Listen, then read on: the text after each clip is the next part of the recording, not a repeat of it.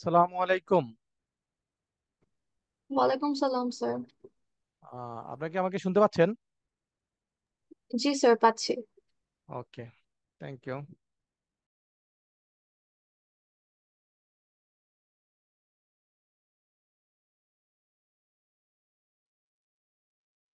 স্ক্রিনটা দেখা যাচ্ছে? জি স্যার।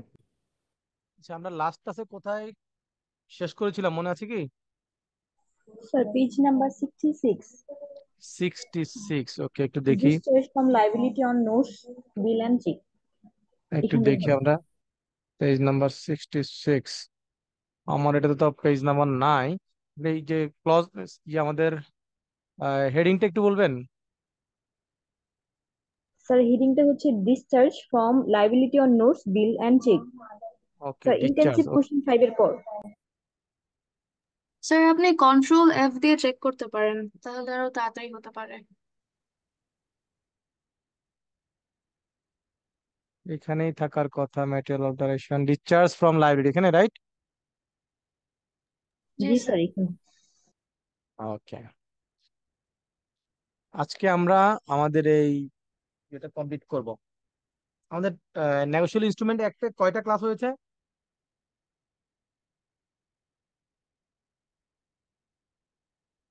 স্যার এটা 4 নাম্বার ক্লাস। আগে তিনটা করেছি রাইট?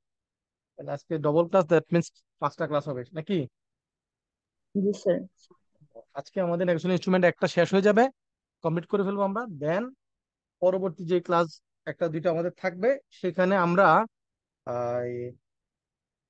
মাল্টিপল চয়েস কোশ্চেন, আপনাদের যে স্যাম্পল কোশ্চেন, আপনাদের জন্য আমি কিছু এমসিকিউ কি করব, একটা ক্লাস নিব।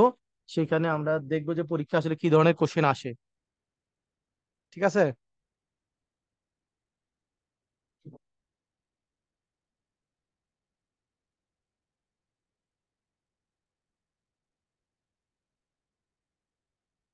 আমরা মনে হয় আরো 2-1 মিনিট অপেক্ষা করা দরকার, কারণ পার্টিসিপেন্ট মাত্র 18%। এটা তো 60+ থাকার কথা না স্যার? জি স্যার। স্যার এমনি হচ্ছে আগের ক্লাসে তো প্রায় 30 জনের উপরে ছিল স্যার, 30 জন 35 জন এরকম স্যার। পরীক্ষা চলে আসার কারণে অনেকে জয়েন হয় না স্যার। জয়েন হয় না। আবার অনেকে মনে করে যে আপনার অ্যাটেন্ডেন্সটা কমপ্লিট হয়ে গেছে নাকি, পার্সেন্টেজ। জি স্যার, এক্স্যাক্টলি স্যার, ওইটাই মনে করে। আর স্যার এই জন্য আসলে জয়েন করে না, কিন্তু এখন আসলে যে হলো যারা যারা। ওইটা মনে করে, ওইটার জন্য তো পরীক্ষায় ভালো করবে না। আপনার জি এই যে স্যার, এইটাই ক্লাসে স্যার। থাকলে আপনার পরীক্ষা পড়া শেষ হয়ে যাচ্ছে রাইট? এবং স্যার এটা হয় তো স্যার, আমরা আপনারটা যদি স্যার যদি পুরো ক্লাসটা করা হয় তাহলে স্যার আসলে মানে স্যার সেকেন্ড টাইম শুধুমাত্র হচ্ছে পেজ গুলো উল্টাই গেলে হয় স্যার। আমি তো পড়ছি, আমি তো দেখে গেছি স্যার। জি। জিনিসগুলো শুধুমাত্র পেজ গুলো উল্টাই গেলে হয়ে যায়। তো এখন যারা মনে করেন যে অ্যাটেন্ডেন্সের জন্য ক্লাসে জয়েন করেন, তাদের জন্য কি উপকার হচ্ছে না অপকার হচ্ছে? স্যার স্যার মানে আমাদের জন্য তো স্যার তো খুবই উপকার হচ্ছে স্যার। আমরা হচ্ছে মানে আমাদের রেগুলার ক্লাস, মানে আমাদের শেখার জন্য ঢুকতেছি স্যার। হুম, এইটা রাইট। স্যার। যাক, অসুবিধা নাই। এটা তো সবাই তো সব বেনিফিট পাবে না, এটাই স্বাভাবিক তাই না? যারা কষ্ট করবে তারাই রিওয়ার্ড পাবে। ওকে, কোনো অসুবিধা নাই। আমরা কি আর একটা মিনিট দেখুন, 9-10-এ শুরু করবো রাইট? 10 মিনিট পরে, না আর 1 মিনিট আছে। আমরা 7-11-এ আমরা স্টার্ট করবো। জি স্যার, 1 মিনিট আমরা একটু wait হুম, তো আর একটা মিনিট ওয়েট করি, দেন আমরা ইয়ে করবো। তো সোফার আমাদের যে ক্লাসগুলো হয়েছে, এখানে কি কোনো কিছু বুঝতে কোনো অসুবিধা আছে, বা সঠিকভাবে পড়ানো হচ্ছে না, বা পড়ার স্টাইলটা ঠিক না, এরকম কোনো আপনাদের ফিডব্যাক আছে কিনা, যে ইমপ্রুভমেন্টের জায়গা কিছু আছে কিনা? স্যার। স্যার আমার স্যার একটা মানে স্যার টপিকে স্যার হচ্ছে মানে স্যার আমি স্যার ভুলে গেছি স্যার। দেখে স্যার আপনি স্যার কি বলছেন, এটা হচ্ছে আপনার স্যার হচ্ছে। সাউন্ডটা আমি একটু কম পাচ্ছি, এটা কি আমার এখানে প্রবলেম, না আপনারা অন্যরা কি ওনার সাউন্ডটা বেশি পাচ্ছেন? স্যার কি এখন কি শোনা যাচ্ছে স্যার? শোনা যাচ্ছে, কিন্তু নর্মালি আমার তো এডিশনাল স্পিকার থাকে, সেখানে সাউন্ডটা একটু বেশি পাই। আজকে একটু কম মনে হচ্ছে কেন? স্যার মানে আমার হচ্ছে স্যার হচ্ছে হলো identify the meaning of the term unconditional. Sir মানে ওইটা হচ্ছে স্যার, মানে স্যার বিল অফ এক্সচেঞ্জ এর ওইখানে যেটা আছে যে হচ্ছে হলো বিল of exchange is is an is an unconditional order. Sir মানে এখানে স্যার আনকন্ডিশনাল অর্ডার বলতে কি বোঝায় স্যার? হচ্ছে এইটা যদি হচ্ছে এক অক্ষরে কিংবা অল্পের ভিতর বলে দিতেন স্যার, মিনিংটা কি? আনকন্ডিশনাল অর্ডার মানে হচ্ছে গিয়ে আমার আপনি যে অর্ডারটা করেছেন সেখানে হচ্ছে কি তার এখানে পেমেন্টটা করার জন্য বলছে, এখানে কোনো কন্ডিশন থাকবে না যে এইটা ফুলফিল করলে ওইটা হইলে কোনো ধরনের কন্ডিশন অ্যাপ্লাই করে পেমেন্টটা হবে না। উইদাউট কন্ডিশনে আপনাকে কোনো কোশ্চেন ছাড়া আপনাকে পেমেন্টটা করবে। জি স্যার। আরেকটা হচ্ছে স্যার হচ্ছে হলো মানে স্যার হচ্ছে হলো এই যে স্যার হচ্ছে হলো প্রেজেন্টমেন্ট অফ অ্যাকসেপ্টেন্স আর acceptance supra protest sir. Supra protest মানে হচ্ছে এইগুলো, আর হচ্ছে বিল ইন সেট স্যার। মানে স্যার এটা তো জানি বিল ইন সেট হচ্ছে স্যার ওই যে বিভিন্ন দেশে যে দেখা গেছে যে পোর্শন করে যেগুলো আসে স্যার, মানে হুম। স্যার ওইগুলো তো বিল ইন সেট। আর হচ্ছে স্যার হ্যাঁ, হচ্ছে ওইটা রাইট, ঠিক বলেছেন। প্রেজেন্টমেন্ট অফ অ্যাকসেপ্টেন্স স্যার, শুধুমাত্র এইটা বললে হবে না স্যার। প্রেজেন্টমেন্ট অফ অ্যাকসেপ্টেন্স কি? মানে অ্যাকসেপ্টেন্সের জন্য আপনি মনে করেন কোন একটা চেক আপনার কাছে আছে, আপনি কি করেন? এই চেকটা পেমেন্ট পাওয়ার জন্য কোথায় জমা দেন? স্যার ওইটা হচ্ছে অল ব্যাংকে কিংবা হচ্ছে। ব্যাংকে জমা দেন। তাহলে এই যে ব্যাংকে জমা দিলেন এটাকে বলে প্রেজেন্ট করলেন। কি করলেন? প্রেজেন্ট করলেন। তাহলে অ্যাকসেপ্টেন্সের জন্য আপনার একটা নেগোশিয়েশন ইনস্ট্রুমেন্ট আছে। এটাতে যদি চেকের ক্ষেত্রে আর অ্যাকসেপ্টেন্সের ইস্যু নাই, বিল না অফ স্যার। এক্সচেঞ্জের ক্ষেত্রে আছে, অ্যাকসেপ্টেন্সের ইস্যু আছে, রাইট? তো জি সেই স্যার। ক্ষেত্রে বলেছে যে ওই যে অ্যাকসেপ্টেন্সের জন্য যদি আপনি ওই নেগোশিয়েশন ইনস্ট্রুমেন্টটা সাবমিট করেন, তাহলে সেটাকে বলছে প্রেজেন্টমেন্ট, মানে উপস্থাপন করা। বুঝতে পারছি স্যার? জি স্যার। আর স্যার হচ্ছে acceptance supra protest sir. Supra protest sir ওইটা হচ্ছে হ্যাঁ, হলো মানে স্যার ওইটা কি হচ্ছে ওই যে যে ফরেন যেগুলো আছে মানে, মানে স্যার দেখা গেছে বাইরের দেশ দিয়ে যে বিল অফ এক্সচেঞ্জ গুলো যেগুলো আমরা হচ্ছে প্রোটেস্ট করি না, আপনি ওই যে বুঝাইছিলেন সিঙ্গাপুরের একটা অর্ডার দিয়ে স্যার, মানে ওইটা কি এক স্যার? না না না, ওইটা না, ওইটা এক না। তাহলে স্যার এইটা কি স্যার? স্যার স্যার মানে এইটার উচ্চারণ SUPRA, প্রোটেস্ট। এটা স্যার হলো, এটা। এটা কখন হয়? এটা মনে করেন আপনি একটা বিল নেগোশিয়েবল ইনস্ট্রুমেন্ট যদি কেউ কি করে, ডিজঅনার করে। কি করে? ডিসঅনার করে স্যার। ডিজঅনার করে। তো ডিজঅনার হইলে তখন আপনি কি করবেন? ডিজঅনার হলে সেক্ষেত্রে প্রটেস্ট করবেন যে আমার এটা পেমেন্টটা হয় নাই, রাইট? জি স্যার। এটা হচ্ছে সুপ্রা প্রটেস্টটা হচ্ছে যে an acceptance or payment of a bill by third person, মানে তৃতীয় কোনো ব্যক্তি কখন আসে বলেন তো স্যার? ওই যে আমরা বলেছিলাম যখন স্যার হচ্ছে অ্যাকসেপ্টেন্স হলো। For honour. জি কি? Sir, accept honour honour. হ্যাঁ, কখন তৃতীয় ব্যক্তি আসবে? যখন আপনার এটা ডিজঅনার হবে, রাইট? জি স্যার। ডিজঅনার হইলে তখন যদি এই, এবং সেটার এগেনস্টে কি নন অ্যাকসেপ্টেন্স বা নন পেমেন্টের জন্য যদি কোনো প্রটেস্ট করা হয়, প্রটেস্ট কখন হয়? স্যার যখন হচ্ছে স্যার হচ্ছে হলো ওই মানে হচ্ছে যখন স্যার ফরেন, দেখেছে ডিজোনার কোন হয়, মানে স্যার ফরেন কোনো নেগোশিয়েবল ইনস্ট্রুমেন্ট, রাইট? জি যেখানে স্যার। ফরেন নেগোশিয়েবল ইনস্ট্রুমেন্ট থাকে, সেই ক্ষেত্রে প্রটেস্টের ইস্যু আছে। কারণ সেই ক্ষেত্রে এটা প্রুফ করার জন্য কি লাগে? সে স্যার ওই কি যে পাবলিক বাইরের কান্ট্রি নোটিয়ারি থেকে হয়েছে আসবে? Right, sir. নোটিং করবে। নোটিং করার পর সেই নোটারির কাছ থেকে একটা সার্টিফিকেট নিবে ফর্মাল। ওই সার্টিফিকেটটা বলছে যে প্রটেস্ট, সেটাকে কি বলছে? প্রটেস্ট।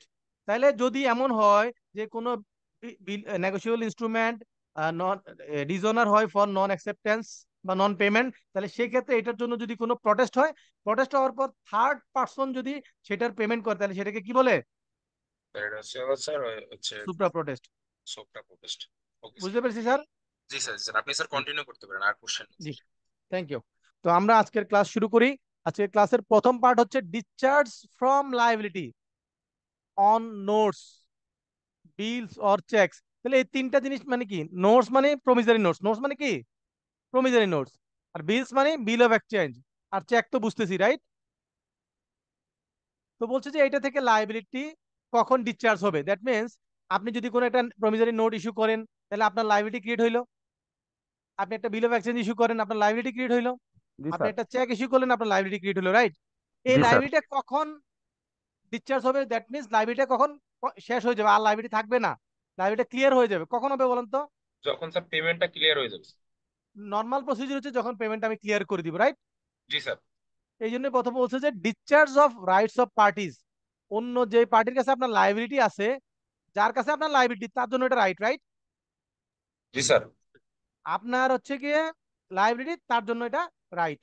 তাহলে যার যার রাইট, তার যদি রাইটটা ডিসচার্জ হয়ে যায়, সে আর আপনার কাছে ক্লেম করার মতো অবস্থা না থাকে, তাইলেই তো আপনার লাইবিলিটিটা ডিসচার্জ হয়ে গেল, নাকি? জি স্যার। তো এটা বিভিন্ন ভাবে হতে পারে। একটা হচ্ছে যে আপনি পেমেন্টের মাধ্যমে হতে পারে। কি? পেমেন্ট যে পেমেন্ট যদি করে লাইবিলিটি, দেওয়া হয় স্যার। লাইবিলিটিটা পে করে দিলেন, লাইবিলিটি কি করে দিলেন? পে করে দিলাম স্যার। পে করে দিলেন। এটা হলো প্রথমটা, ওই যে বললো যে payment in due course. In due course আপনি পেমেন্ট করে দিলেন, দ্যাট মিনস আপনার লাইবিলিটি ক্লিয়ার। ঠিক আছে? জি স্যার। দেন বলছে যে আনকন্ডিশনাল রিনাউন্সিয়েশন অর রিলিজ। এখন মনে করেন যার কাছে আপনার লাইবিলিটি, সে যদি আপনাকে এটা মওকুফ করে দেয়, আপনাকে এটা ছাড় দিয়ে দেয়, তাহলে কি আপনার লাইবিলিটি ডিসচার্জ হয়ে গেল না স্যার? জি স্যার। রিনাউন্সিয়েশন মানে কি ঘোষণা করে রিলিজ করা, ঘোষণা করে এটাকে প্রত্যাখ্যান করা, যে আমি তোমার প্রতি আমার কোনো কি নাই, দাবি নাই। এরকম যদি সে আপনাকে রিলিজ দিয়ে দেয়, দ্যাট মিন্স আপনার কি হয়ে গেল? ডিসচার্জ হয়ে গেল স্যার লায়াবিলিটি। বুঝতে পারতেছি তো নাকি? জি স্যার, একেবারে ক্লিয়ার। ওকে, তারপর বলছে ক্যান্সেলেশন। এখন যদি কোনো নেগোশিয়েবল ইনস্ট্রুমেন্ট ক্যান্সেল হয়ে যায়, নেগোশিয়েবল ইনস্ট্রুমেন্টের যদি অস্তিত্ব না থাকে, তাহলে কি লাইবিলিটি বা রাইটের কোনো প্রশ্ন আসে? না স্যার। তাহলে ওই নেগোশিয়েবল ইনস্ট্রুমেন্টটা যদি ক্যান্সেলেশন হয়ে যায়, তাহলে সেই ক্ষেত্রে কি হবে না, আর ওই তার লাইবিলিটি থাকবে না, এটা লাইবিলিটি ডিসচার্জ হয়ে গেল। ক্লিয়ার? জি স্যার, ক্লিয়ার। তারপরে বলছে যে 4 নাম্বার, যদি নেগোশিয়েবল ইনস্ট্রুমেন্টের ম্যাটেরিয়াল অল্টারেশন হয়, দ্যাট মিনস ওই নেগোশিয়েবল ইনস্ট্রুমেন্টের মধ্যে মেজর কোনো কারেকশন আপনি করেন, কন্ডিশনের মধ্যে কোনো মেজর কারেকশন করেন, তাহলে কি হবে? সেই নেগোশিয়েবল ইনস্ট্রুমেন্টটা স্যার আর স্যার হচ্ছে মানে স্যার হচ্ছে ওইটা মানে স্যার ডিসচার্জ হয়ে যাবে, মানে আসলে মানে স্যার ওইটা ডিসচার্জ আর কোনো হবে, কার্যকারী থাকবে না, কারণ স্যার ওই ওই কার্যকারী থাকবে না। স্যার ওইটা তো রাইট। চেঞ্জ করা হয়েছে ভিতরে। জি। তবে হ্যাঁ স্যার। নিচের এই কয়টা, এই ব্যতিক্রম, এটা পরীক্ষা আসবে, যে there are certain alteration in which the bills will not be discharge. তাহলে আমরা নর্মালি জানবো যে কোনো মেজর অল্টারেশন করলে সেটা কি নেগোশিয়েবল ইনস্ট্রুমেন্টটা ডিসচার্জ হয়ে যাবে ইনএক্টিভ স্যার। হয়ে যাবে, ডিসচার্জ হয়ে যাবে। ইনঅ্যাক্টিভ হয়ে যাবে, জি স্যার। তবে কিছু ব্যতিক্রম আছে, কি আছে? কিছু ব্যতিক্রম আছে। কোন কোন ক্ষেত্রে পরীক্ষা আসতে পারে, কোন কোন ক্ষেত্রে অল্টারেশন হইলো আপনার কি ওই নেগোশিয়েবল ইনস্ট্রুমেন্টটা ডিসচার্জ হবে না, সেটা কি দেখেন। বলছে যে ইফ অ্যান ইনচুয়েড ইনস্ট্রুমেন্ট, ইনচুয়েড মানে কি ইনকমপ্লিট, রাইট? কোন জি একটা স্যার। ইনকমপ্লিট ইনস্ট্রুমেন্টকে যদি আপনি কি করেন, এটাকে ফিল আপ করে দেন, কমপ্লিট করেন, তাহলে কি নেগোশিয়েবল ইনস্ট্রুমেন্টটা বাতিল হয়ে যাবে? না স্যার। না। Number 2, converting a blank endorsement, একটা খালি নেগোশিয়েবল ইনস্ট্রুমেন্ট ছিল যেটাতে শুধুমাত্র সিগনেচার ছিল, এটাকে বলে ব্ল্যাঙ্ক ইনস্ট্রুমেন্ট, রাইট? জি আপনি স্যার। যদি এর মধ্যে আবার ইনফরমেশন গুলো ফিল আপ করেন, তাহলে কি নেগোশিয়েবল ইনস্ট্রুমেন্টটার কার্যকারিতা চলে যাবে? না স্যার, যাবে চলে না স্যার। যাবে না। তাহলে এই দুটো বুঝতে তো কোনো অসুবিধা নাই। একটা হচ্ছে না স্যার। ইনকমপ্লিট, আর একটা হচ্ছে ব্ল্যাঙ্ক ইন্ডোর্সমেন্ট। একটা ইনস্ট্রুমেন্টকে যদি আপনি কি করেন, ফিল আপ করেন, তাহলে সেটা কি হবে না, স্যার এটা ডিসচার্জ আসলে হয়ে কি স্যার? যাবে না, নেগোশিয়েবল ইনস্ট্রুমেন্টটার কার্যকারিতা নষ্ট হবে না। না তারপর হচ্ছে qualified or limited acceptance. Qualified or limited acceptance, এটা লিমিটেড পরীক্ষা আসে। অ্যাক্সেপ্টেন্স। কোয়ালিফাইড মানে কি, আমরা তো যারা এখানে আমরা যারা অডিট প্রফেশনে আছি, কোয়ালিফাই করা মানে কি, স্যার পজিটিভ না কোয়ালিফাই, নেগেটিভ? যেটা স্যার ভালো না স্যার। জি স্যার, কোয়ালিফাই কোয়ালিফাই মানে লিমিটেড। মানে পজিটিভ নেগেটিভ। না নেগেটিভ, লিমিটেড। কি negative sir, negative? Negative. Limited sir. Qualify means, qualified acceptance means আপনার কাছে যেভাবে প্লেস করেছে, সে আপনাকে বলেছে যে এই 10 লক্ষ টাকা পেমেন্ট করার জন্য, আপনি 10 লক্ষ টাকা এগ্রি না করে আপনি বলছেন আমি 10 লক্ষ দিতে পারবো না, আমি 5 লক্ষ টাকা দিব। তাহলে কি আপনি যেভাবে আপনাকে কাছে প্লেস করেছি এইভাবে অ্যাকসেপ্ট করেছেন? না স্যার, আমি তো একটু তাহলে আপনি মানে স্যার নিজের মতন করে চেঞ্জ সেটাকে করবো। একটু চেঞ্জ করেছেন, রাইট? মানে জি স্যার। সম্পূর্ণরূপে আপনি কি করেন নাই, এটাকে অ্যাকসেপ্ট করেন নাই। এই যে আংশিক অ্যাকসেপ্টেন্স দিয়েছেন, এটাকে বলছে লিমিটেড অথবা কোয়ালিফাইড অ্যাকসেপ্টেন্স। বুঝতে পারছি কিনা স্যার? জি স্যার। ওকে। অথবা আসছে আপনার কাছে 10 লক্ষ টাকা পেমেন্টের জন্য, বিল অফ এক্সচেঞ্জ, ওইখানে বলছে যে 1 মাসের মধ্যে পেমেন্ট দিতে, আপনি লিখছেন কি অ্যাকসেপ্টেড, লিখে লিখছেন যে পেমেন্টটা আপনি করবেন 2 মাস পরে। কয় মাস পরে? 2 মাস পরে। তাহলে যেভাবে বিল অফ এক্সচেঞ্জটা ছিল কন্ডিশন, সেভাবে কি আপনি অ্যাকসেপ্ট করেছেন না কোনো চেঞ্জ করেছেন? না চেঞ্জ স্যার, করছি স্যার। চেঞ্জ একটু অথবা করছি স্যার। আংশিক করেছেন? তাহলে আংশিক আংশিক করছি। অথবা কোনো যদি চেঞ্জ করেন, তাহলে সেটাকে কোয়ালিফাইড বা লিমিটেড অ্যাকসেপ্টেন্স বলে। Clear sir? জি স্যার। স্যার এই তাহলে ক্ষেত্রে হচ্ছে এই ক্ষেত্রে আপনার ওই নেগোশিয়েবল ইনস্ট্রুমেন্টের কার্যকারিতাটা চলে যাবে ডিসচার্জ হবে। না। ঠিক আছে, এটা ঠিক থাকবে। তারপর হচ্ছে যে ক্রসিং এক চেক, আপনাকে একটা ক্যাশ চেক দিল, আপনি কি করলেন, চিন্তা করলেন যে ক্যাশ টাকা তুলে ক্যারি করা কঠিন, আমি কর্নারে একটু ক্রস করে দিই, আমার অ্যাকাউন্টে ডিপোজিট করে দেই, তাহলে আর ক্যাশ টাকা ক্যারি করা লাগলো না, রাইট? জি স্যার। তাহলে আপনি এই চেকের কর্নার যে ক্রস করলেন, তাহলে এই চেকটা কি বাতিল হয়ে গেল, চেকটার কার্যকারিতা আর নাই, এরকম কিছু? না স্যার, সেক্টর কার্যকারিতা তো আছে স্যার। তাহলে এই 4টা ক্ষেত্রে মনে রাখতে হবে যে এই এই 4 ধরনের অল্টারেশনের ক্ষেত্রে কি হবে না, স্যার হচ্ছে ওইটা আর কি লাইবিলিটি স্যার, ডিসচার্জ লায়াবিলিটি হবে ডিসচার্জ না। হবে না। Library discharge discharge. হবে না। ওকে, ক্লিয়ার স্যার? জি স্যার। জি। এখন 5 নম্বরে কি বলছে দেখেন, number 5, when the instrument is held by the acceptor in his own right and after maturity। ব্যাপারটা দেখেন, আপনি একটা নেগোশিয়েবল ইনস্ট্রুমেন্ট ইস্যু করেছেন, ক্লিয়ার? তাহলে যিনি ইস্যু করেন সে হচ্ছে এটা ড্রয়ার। এখন মনে করেন এইখান থেকে গেল কি, নেগোশিয়েবল ইনস্ট্রুমেন্ট হাত ঘুরতে ঘুরতে অ্যাকসেপ্টেন্সের জন্য অ্যাকসেপ্টরের কাছে গেল, রাইট? যিনি জি স্যার। অ্যাকসেপ্টেন্স দিলেন সেই তো অ্যাকসেপ্টর নাকি? জি স্যার। উনি অ্যাকসেপ্টেন্স দিয়ে আমাকে তো নেগোশিয়েবল ইনস্ট্রুমেন্টটাকে আমাকে সিল দিয়ে আমাকে ফেরত দিয়ে দিবেন, রাইট? জি স্যার। যখন ফেরত দিন। পেমেন্টের টাইম আসবে আমি প্লেস করবো, সে আমাকে টাকাটা দিয়ে দিবে নাকি? হ্যাঁ। এটাই তো ব্যাপার। জি এখন স্যার। যদি এমন হয়, তাহলে নেগোশিয়েবল ইনস্ট্রুমেন্ট কতদিন কোন সময় পর্যন্ত আপনার ইয়ে করা যায়, ট্রান্সফার বা হ্যান্ড ওভার করা যায় একজনের কাছ থেকে আরেকজনের কাছে? স্যার ম্যাচুরিটি পর্যন্ত। ম্যাচুরিটির আগ পর্যন্ত স্যার। ম্যাচুরিটি আগ পর্যন্ত। এখন যদি এমন হয় যে ওই যিনি অ্যাকসেপ্টেন্স দিয়েছেন ওনার ওনার কাছেই নেগোশিয়েবল ইনস্ট্রুমেন্টটা থাকে এবং আফটার ম্যাচুরিটি ওনার কাছে থাকে, দ্যাট মিন্স এটা অন্য কেউ ক্লেম করার মতো তার কাছে নাই। যিনি অ্যাকসেপ্টেন্স দিয়েছেন তার কাছে নেগোশিয়েবল ইনস্ট্রুমেন্টটা আছে, দ্যাট মিন্স কি অন্য কেউ ক্লেম করার মতো আর আছে? না স্যার। তাহলে লাইব্রেরি ডিসচার্জ হয়ে গেল। এটা যদি জি মনে করেন স্যার। ন্যাশনাল ইনস্ট্রুমেন্টটা অন্য কারো হাতে থাকতো, কোনো হোল্ডারের হাতে থাকতো, সে এটা ক্লেম করতো, কিন্তু কোনো হোল্ডারের কাছে নাই, আপনার কাছে আসছে অ্যাকসেপ্টের কাছে, দ্যাট মিন্স আপনি এটার পেমেন্ট বা কোনো মেকানিজম করেছেন যেটার কারণে এটা আপনার কাছে চলে আসছে, এখন রাইটটা আপনার। কি বুঝতে পারছি কিনা? হ্যাঁ স্যার বুঝছি। তাহলে এইসব ক্ষেত্রে কি হবে, এটা লাইব্রেরিটা ডিসচার্জ হয়ে যাচ্ছে, কারণ এটা ক্লেম করার মতো আর কেউ থাকছে না। ব্যাপারটা ক্লিয়ার? জি স্যার ক্লিয়ার। এখন বলেন তো কখন একজন অ্যাকসেপ্টরের কাছে এই আপনার অ্যাকচুয়াল ইনস্ট্রুমেন্টটা তার অধীনে চলে আসবে? যখন সে পেমেন্ট করে দিবে, তাহলে এই তার ওই অ্যাকচুয়াল ইনস্ট্রুমেন্টটা তার কাছে রেখে দিয়ে তো পেমেন্টটা দিবে নাকি? জি স্যার। ওকে, তাহলে এই ক্ষেত্রে দেখতে হবে যে যে কোনো মেকানিজমের মাধ্যমে সে অ্যাকচুয়াল ইনস্ট্রুমেন্টটা যদি তার রাইটে চলে আসে এবং এটা আফটার ম্যাচুরিটিও তার কাছে থাকে, তাহলে বুঝতে হবে যে এটার আর কোনো কি নাই, লাইবিলিটি নাই, লাইবিলিটি ডিসচার্জ হয়ে গেল। Clear sir? জি sir clear. Okay. Number 6, if the holders allows the drawing. Holder means কি? Holder in due course, right? জি স্যার। যিনি পেমেন্টের জন্য ক্লেম করবেন, যদি সে ড্রয়কে, বলেন তো ড্রয় মনে আছে? স্যার ড্রই হচ্ছে জি হলো স্যার, যে ইস্যু করেছে। স্যার না ব্যাংক, স্যার ব্যাংক হবে হচ্ছে ড্রই ও মানে সরি যে সরি, ড্রয় হচ্ছে যিনি যে পেমেন্ট পেমেন্টটা, করবে। যাকে পেমেন্টটা যিনি করার পেমেন্ট জন্য করবেন, সরি অর্ডার স্যার। করা হচ্ছে, রাইট? জি স্যার। যাকে জি স্যার। পেমেন্ট করার জন্য অর্ডার করা হচ্ছে সে হচ্ছে ড্রয়। চেকের ক্ষেত্রে অলওয়েজ ড্রয় কে? ব্যাংক। ব্যাংক। Sir bank. হ্যাঁ। তো আপনি বলছে যে আপনি যদি রয়কে 48 আওয়ার্স এর বেশি সময় দিয়ে তাকে অ্যালাউ করেন আপনার পেমেন্টটা করার জন্য, তাহলে এটা ওই নেগোশিয়েবল ইনস্ট্রুমেন্টের যেই অব্লিগেশন সেটা উঠে যায়, ওই অব্লিগেশন আর থাকে না, লাইবিলিটি থাকে না। দ্যাট মিনস আপনি 48 আওয়ারের বেশি সময় তাকে দিতে পারবেন না। বুঝতে পারছি স্যার?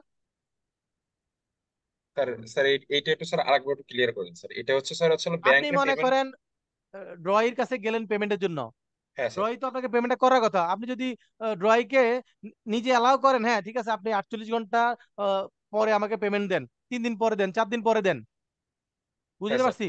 জি তাহলে স্যার। সেক্ষেত্রে ওই নেগোশিয়েবল ইনস্ট্রুমেন্টের কার্যকারিতা থাকে না। বুঝতে পারছি কিনা? জি স্যার তাহলে হচ্ছে accept, accept public holiday, exclusive of public holiday, মানে পাবলিক হলিডে বাদ দিয়ে আপনি টাইম কাউন্ট করেন। মনে করেন আজকে দুপুর 2টায় যদি আপনি প্লেস করেন, সেখান থেকে যদি মাঝখানে যদি কোনো পাবলিক হলিডে না পড়ে, তাহলে 48 আওয়ার্স কখন আসতেছে? পরের দিন 24 আওয়ার্স 2টা বাজে, তারপরের দিন আজকে কি বার? সোমবার না? তো সোমবার 2টায় জি যদি স্যার। হয়, তাহলে মঙ্গলবার 2টা হলে 24 ঘন্টা, বুধবার 2টায় হবে কি 48 ঘন্টা। এই 48 ঘন্টা পার হয়ে যদি বুধবার আপনার 4টা বাজে 3টা বাজে, তাহলে 48 ঘন্টা বেশি হয়ে গেল না? জি স্যার। আপনি তাকে এই টাইমটা অ্যালাউ করলেন যে পেমেন্ট করার জন্য, তাহলে আপনি আর এটার জন্য কি যে এই পেমেন্ট ক্লেম করার জন্য তাকে জোর দিতে পারবেন না, এটা লাইবিলিটি ডিসচার্জ হয়ে গেছে মনে ধরে নেওয়া হবে। কি বুঝতে পারছি স্যার? কারণ স্যার আইনে বলছে আপনি 48 আওয়ারের বেশি সময় তাকে দিতে পারবেন পারবো না, না অ্যালাউ স্যার। করতে পারবেন না। ক্লিয়ার? জি স্যার। হ্যাঁ স্যার। ওকে। দেন বলছে এই যে কোয়ালিফাইড আর লিমিটেড অ্যাকসেপ্টেন্স, এটা তো একটু আগে বললাম, তাই না? এটা বিভিন্ন ভাবে হতে পারে, যে বলছে কন্ডিশনাল হতে পারে, যে বলতে পারে যে ঠিক আছে এটা যদি ডেলিভারিটা কমপ্লিট হয়ে আসে তাহলে আমি পেমেন্ট দিব, অথবা তার অ্যাকাউন্টে যদি ফান্ড থাকে তাহলে দিব, অথবা পার্শিয়াল, মানে কি 10 লক্ষ টাকা পেমেন্ট করার কথা ছিল, বললো যে আমি 5 লক্ষ টাকা পেমেন্ট করার জন্য অ্যাকসেপ্টেন্স দিচ্ছি, তাহলে পার্শিয়াল দিল, রাইট? তারপরে বলছে যে কি লোকাল, আপনার পেমেন্ট করার কথা ছিল ঢাকায়, আপনি বলছেন না আমি এটা ঢাকায় দিতে পারবো না, এটা কোথায় দিব, চট্টগ্রামে পেমেন্টটা দিব, তাহলে প্লেস চেঞ্জ হয়ে গেল, রাইট? জি স্যার। ওকে। তারপর বলছে যে টাইম, সময় আপনাকে বলছে যে এটা 1 সপ্তাহের মধ্যে পেমেন্ট দিতে, আপনি বললেন যে না এটা আমি 10 দিন পরে পেমেন্টটা দিব, তাহলে সময়টা আপনি চেঞ্জ করে দিলেন, রাইট? জি স্যার। এই যে দেখেন, এগুলো হলো এক্সাম্পল। তাহলে acceptance of some only of the several drawees. এখন যদি এখানে মনে করেন যে কয়েকজন ড্রয় থাকে, তার মধ্যে অ্যাকসেপ্টেন্স সবাই না দিয়ে যদি কয়েকজন দেয়, সবাই দিল না, তাহলে সেটাও তো মনে করেন ABC তিনজনের, তিনজন ড্রয় ছিল, তিনজনের কি দেওয়ার কথা ছিল, অ্যাকসেপ্টেন্স দেওয়ার কথা ছিল, A আর B দিল, তাহলে এটাও তো এক ধরনের কি, তাহলে C দিল না, তাহলে C কি এটা অ্যাকসেপ্টেন্স ঠিক মতো দিল? দেয় নাই তো। না স্যার। তাহলে এটাও এক ধরনের কোয়ালিফাইড অর লিমিটেড অ্যাকসেপ্টেন্স। তাহলে এই 5 ধরনের কোয়ালিফাইড অর লিমিটেড অ্যাকসেপ্টেন্স হয়, বুঝতে পারছি স্যার? জি স্যার। ওকে, তারপরে আসেন, damage cause to the drawer of cheque by the holder by not presenting it within reasonable time. একটা চেক, এখন মনে করেন আপনাকে একটা চেক ইস্যু করেছে, হ্যাঁ, আপনাকে বলেছে যে, দেওয়ার সময় বলেছে যে হ্যাঁ এটা তুমি ভাই এই 1 সপ্তাহের মধ্যে চেকটা ডিপোজিট করবা, কারণ আমার ব্যাংকে আমি ওইভাবে ফান্ডটা অ্যাভেলেবেল করব, ঠিক আছে? আপনি কি করলেন? এই চেক নিয়ে আপনার খবর নাই, আপনি 2-3 মাস পরে আসছেন আবার ব্যাংকে পেমেন্টের জন্য। এখন সে তো আপনাকে চেক যখন দিয়েছে আপনাকে বলে দিয়েছে আপনাকে জন্য ফান্ডটা অ্যাভেলেবেল রাখছে। এখন ফান্ডটা আপনি প্লেস না করার কারণে অন্য কোনো পেমেন্ট সেখান থেকে চলে গেছে, তাহলে সেই ক্ষেত্রে এখন আপনি চেক জমা করলে চেকটা কি পেমেন্ট হবে ফান্ড না থাকলে? না স্যার। তাহলে এটা একটা ডিজনার হয়ে গেল, কি হয়ে গেল? ডিজোনার স্যার। তো ডিজনার হলে দুই ধরনের ক্ষতি, একটা হচ্ছে যিনি চেক দিয়েছেন তার একটা সম্মানের যাবে, যে তার চেকের মূল্যায়নটা কমে যাবে, রাইট? জি স্যার। আরেকটা হচ্ছে যে ব্যাংক তাকে ডিজনার কেন হয়েছে সেটার জন্য ব্যাংক তাকে শোকজ দিবে, অথবা ব্যাংক তাকে ওই ডিজনারের জন্য জরিমানা করবে। জি স্যার। তাহলে এই যে যে লসটা হলো, এটার জন্য কে লাইবল হবে? স্যার এটার জন্য স্যার হচ্ছে হলো যাকে দেওয়া হয়েছে মানে স্যার পেই মানে রাইট, হচ্ছে হলো। পেই। জি বুঝতে স্যার। পারছি স্যার? জি স্যার, কারণ স্যার স্যার তো তারে তো স্যার তো টাইম লিমিট দিয়ে দিচ্ছে যে তুমি 1 সপ্তাহের জি, ভিতর নিবা, আর নইলে আমার ফান্ডটা অন্য কাজে ইউজ হবে। এখন স্যার সে যে রাইট। নিয়ে নেয় এটা হচ্ছে তার দায়বদ্ধতা। Identify under which circumstance A banker is discharge. এটা আমরা অনেক আলোচনা করেছি, সহজে এখানে বলে দেই। সেটা হলো, একটা ব্যাংকে যখন আমরা চেক পেমেন্টের জন্য নিয়ে যাই, ব্যাংক কি কি কাজ করে বলুন তো স্যার, একটা চেক নিয়ে গেলে? স্যার ব্যাংক হচ্ছে স্যার হচ্ছে প্রথমে দেখে যে হচ্ছে হলো, মানে স্যার হচ্ছে যার অ্যাকাউন্ট থেকে ওইটা ইস্যু করা হয়েছে তার আর কি স্যার সাইনের সাথে মিলছে কিনা, দেন হচ্ছে হলো তারপর মানে স্যার ডেটটা চেক করে যে হচ্ছে হলো যে তা- হচ্ছে হলো যে স্যার অ্যাকচুয়াল ডেটে দিছে কিনা, আর তারপর স্যার হচ্ছে যে লোক ইস্যু করছে তার ব্যালেন্স ওই পরিমাণে টাকা অ্যাভেলেবেল আছে কিনা। স্যার এইগুলো হচ্ছে মেইনলি প্রথম যতই মানে স্যার হচ্ছে এগুলো দেখে। ফার্স্টেই চেক করে ফেলে। তাহলে এখন যদি মনে করেন যে ব্যাংকে তার চেক, তার চেকের যে সিগনেচারটা এটা তাকে দেখে দেখলো যে এটা জেনুইন আছে, হ্যাঁ, দেখলো যে চেক ডেট তো ইয়ে আছে, ম্যাচুর ডেট আছে, রাইট, জি স্যার। পোস্ট ডেটের চেক না, তারপর দেখলো যে ব্যাংকে ব্যালেন্স আছে অ্যাভেলেবেল, এখন ব্যাংকার কি পেমেন্টটা করবে না করবে না? স্যার ব্যাংক হচ্ছে হলো স্যার হচ্ছে মেইনলি তখন হচ্ছে হলো দেখবে যে স্যার হচ্ছে হলো মানে স্যার হচ্ছে ওই যে চেকটা বিআরআর চেক কিনা, মানে হচ্ছে হলো ওইটা হচ্ছে হলো উনি হচ্ছে হলো হলো দেখে যে যে ওই চেকটা নিয়ে আসছে তাকেই পেমেন্ট করতে নির্দেশ দিচ্ছে কিনা, যদি দেখে যে হচ্ছে হলো তাকে পেমেন্ট করতে আরো স্যার তাহলে সে তো ব্যাংকে তো পেমেন্টটা করে দিবে স্যার। হ্যাঁ, এখন নর্মালি ব্যাংকের পেমেন্টটা করবে যাচাই করে। এখন ব্যাংকের যদি এমন হয় যে না আসলে উনি ওই অ্যাকাউন্ট হোল্ডার নর্মালি এই 50,000 1 লাখ টাকার বেশি অ্যামাউন্টের চেক ইস্যু করে না, হ্যাঁ, হঠাৎ করে যদি একটা অ্যাবনর্মাল চেক 20 লাখ 50 লাখ টাকার আসে, তাহলে ব্যাংকের একটু ডাউট হবে না? জি স্যার। এইটা এইটা তো একটু সন্দেহ হয় স্যার। তাহলে ব্যাংকের তখন এটা ডাউটের কোশ্চেন আসবে, তো এটা রেগুলার ট্রানজেকশন না ইরেগুলার ট্রানজেকশন, হ্যাঁ, দেন অ্যাবনর্মাল ট্রানজেকশন, দেন হচ্ছে ব্যাংকের যদি অফিসারের যেই লোক চেকটা নিয়ে আসছে তাকে দেখে কোনো সন্দেহ হয় যে না এটা কোনো ধরনের ফ্রড বা কোনো সিমটমে তার মনে হয়, তাহলে সেটা যাচাই করবে, ফার্দার ইনভেস্টিগেট করবে। আর যদি তার কাছে এরকম কোনো কিছু সন্দেহ না হয়, সে কি করবে, পেমেন্টটা করে দিবে না? জি স্যার করে দেবে। করে দিবে। হ্যাঁ, কিন্তু যদি এই সবগুলা প্রসেস চেক করে ওকে পায় তাহলে সে পেমেন্ট করবে, তাহলে এটা হচ্ছে সে কি ব্যাংকার ডিসচার্জ হয়ে গেল। কিন্তু যদি এমন হয় যে না, দেখা গেলো যে চেকটাই হচ্ছে 2 নম্বর, একটা চেকের সিগনেচারটা হচ্ছে কি ডুপ্লিকেট সিগনেচার, এটা 2 নম্বর সিগনেচার, চেকের সিগনেচার ঠিক মতো মিলে না, তারপর যদি সে পেমেন্টটা করে দেয়, তাহলে কি হবে? ব্যাংকার কি ডিসচার্জ হবে না তার লাইবিলিটি চলতে থাকবে? স্যার মানে হচ্ছে হলো ব্যাংক যদি পেমেন্ট করে দেয় মানে স্যার যদি অলরেডি চেক হ্যাঁ, যদি না মিলে তারপরে যদি মানে যদি পেমেন্ট পেমেন্ট করে করে দেয় দেয়, তাহলে চলে ব্যাংকের লাইবিলিটিটা ডিসচার্জ হয় না, ব্যাংক এখন কি হবে? লায়াবিল হবে স্যার ওই ওইটার লায়াবল হয়ে বিষয়ে। যাবে। স্যার আমি স্যার হচ্ছে হলো মানে স্যার ল্যাপটপ কেনার জন্য স্যার আমার তো দেখা গেছে অ্যাকাউন্টে মিনিমাম দেখা গেছে আপনাদের কাছে ইয়ে আছে না 3,000 4,000 টাকা ট্রানজেকশন হয় মানে ইসে, কিন্তু স্যার হচ্ছে আমি আমি স্যার যখন ল্যাপটপ কিনতে গেছিলাম তখন আমি 70,000 টাকা চেক প্লেস করছিলাম, তখন স্যার হচ্ছে ওরা আমার আর কি স্যার আইডি কার্ড দেখা চাইছে যে আমার আসলে যে আমি হ্যাঁ, তারপর আর স্যার তাকে এখন আইডি কার্ডটা চেক করে তারপর পেমেন্ট করছে স্যার। বুঝতে পেরেছি। এখন আবার যেটা করে সেটা হলো যে মোটামুটি যে কোনো ট্রানজাকশন হইলেই তারা অ্যাকাউন্ট হোল্ডারকে ফোন করে তার কাছ থেকে ক্লিয়ারেন্সটা নেয়, রাইট? জি স্যার। ওকে। এখন বলছে যে ডিজনার। ডিজনার মানে কি? আপনি ডিজনার দুই ভাবে হইতে পারে। একটা হচ্ছে আমি প্লেস করেছি অ্যাকসেপ্টেন্সের জন্য, অ্যাকসেপ্টেন্স দেয় নাই, তাহলে ডিজনার ফর অ্যাকসেপ্টেন্স। এটা কি হবে? Dishonour dishonour for for acceptance, non acceptance, dishonour for non non acceptance acceptance. বা ডিজনার বাই নন অ্যাকসেপ্টেন্স বললাম, হ্যাঁ? তাহলে অ্যাকসেপ্টেন্স হয় নাই বলে ডিজনার, রাইট? জি স্যার। আরেকটা হইতে পারে যে হ্যাঁ অ্যাকসেপ্টেন্স দিয়েছিল, কিন্তু এখন যখন পেমেন্টের জন্য গেছি সে এখন আমাকে পেমেন্টটা দেয় নাই, তাহলে নন পেমেন্ট। তাহলে কি হবে? Non payment. Non payment. তাহলে একটা হচ্ছে ডিজনার্ড বাই নন অ্যাকসেপ্টেন্স, আর একটা হচ্ছে ডিজনার্ড বাই নন পেমেন্ট। দুই ধরনের ডিজনার হয়। কয় ধরনের? দুই ধরনের স্যার। দুই ধরনের। একটা হচ্ছে অ্যাকসেপ্টেন্স দিয়ে নাই, তাহলে অ্যাকসেপ্টেন্স দেয় নাই বলে নন অ্যাকসেপ্টেন্সের কারণে dishonour.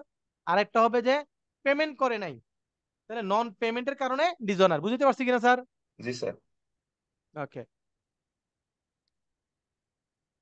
The drawee makes default in acceptance upon duly required acceptance bill. The presentment is excused, bill is not accepted. মূল কথা হলো কি কারণে আপনার ডিজনার হতে পারে? একটা হলো যে আপনি ওই অ্যাকসেপ্টেন্স দেওয়ার ক্ষেত্রে যিনি ড্রয় সে ডিফল্টার হইলেন, সে অ্যাকসেপ্টেন্স দিলেন না, ঠিক আছে? নাম্বার টু হইলো আপনি এটা যে প্রেজেন্ট করছেন, এটা এক্সকিউজ করছে, সে এটা বিলটা অ্যাকসেপ্ট করলো না। নাম্বার থ্রি হচ্ছে ইনকমপ্লিট ছিল। কি ছিল? ইনকমপ্লিট ছিল। Sorry, incompetent. এটা ছিল ইনকম্পিটেন্ট, ড্রয়টা ইনকম্পিটেন্ট। ড্রয় কখন ইনকম্পিটেন্ট হয় বলেন তো? ড্রয় কে? যাকে স্যার অর্ডার যে করা হয়েছে পেমেন্ট করার জন্য, হ্যাঁ? যে জি স্যার, যে স্যার পেমেন্ট করবে। এখন ইনকম্পিটেন্ট কখন হবে? তার মানে ওই স্যার, কন্ট্রাক্ট করার জন্য উনি কি কোয়ালিফাইড না, রাইট? জি স্যার। কিংবা এখন দেখা মনে গেছে করো ফান্ড যে অ্যাভেলেবেল নাও একটা থাকতে পারে। একজন এজেন্ট, এজেন্ট কি প্রিন্সিপালের পক্ষ হয়ে এই একটা নেগোশিয়েবল ইনস্ট্রুমেন্ট অ্যাকসেপ্টেন্স দিতে পারে? স্যার অ্যাকসেপ্টেন্স দিতে পারে স্যার একটা না মিনিমাম স্যার। লেভেল পর্যন্ত স্যার। যদি মানে তাকে স্যার কোনো লেভেল নাই, তাকে যদি স্পেসিফিক্যালি এইটার জন্য বলে এই দেওয়া হয় স্যার। নেগোশিয়েবল ইনস্ট্রুমেন্ট করার জন্য তাকে রাইট দেওয়া হয়, তাকে অ্যাক্সেস দেওয়া, অথরিটি দেওয়া হয়, তাইলে নর্মালি ইন জেনারেল পারে নেগোশিয়েবল না স্যার। ইনস্ট্রুমেন্ট করার জন্য কোনো এজেন্ট কি না, অথরাইজড না। বুঝতে পারছি স্যার? জি স্যার।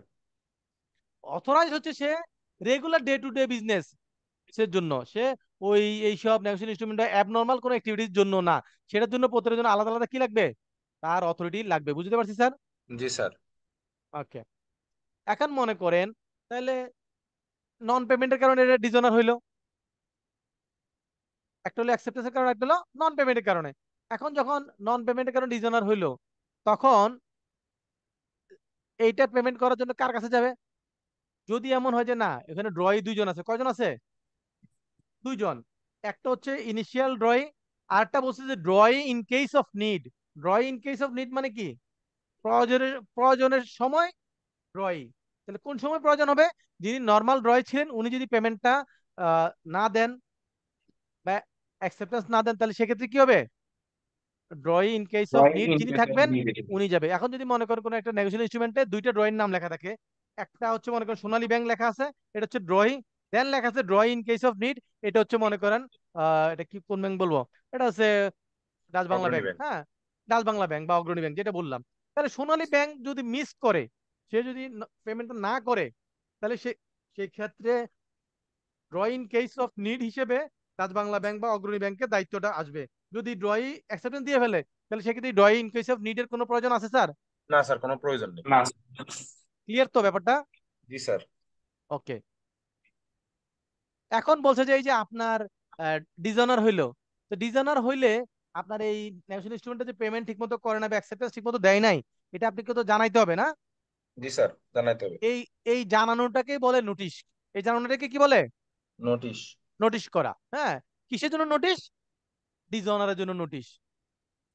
কি ধরনের ডিজনার হতে পারে? এটা নন অ্যাকসেপ্টেন্সের কারণে হতে পারে, নন পেমেন্টের কারণে। জি স্যার।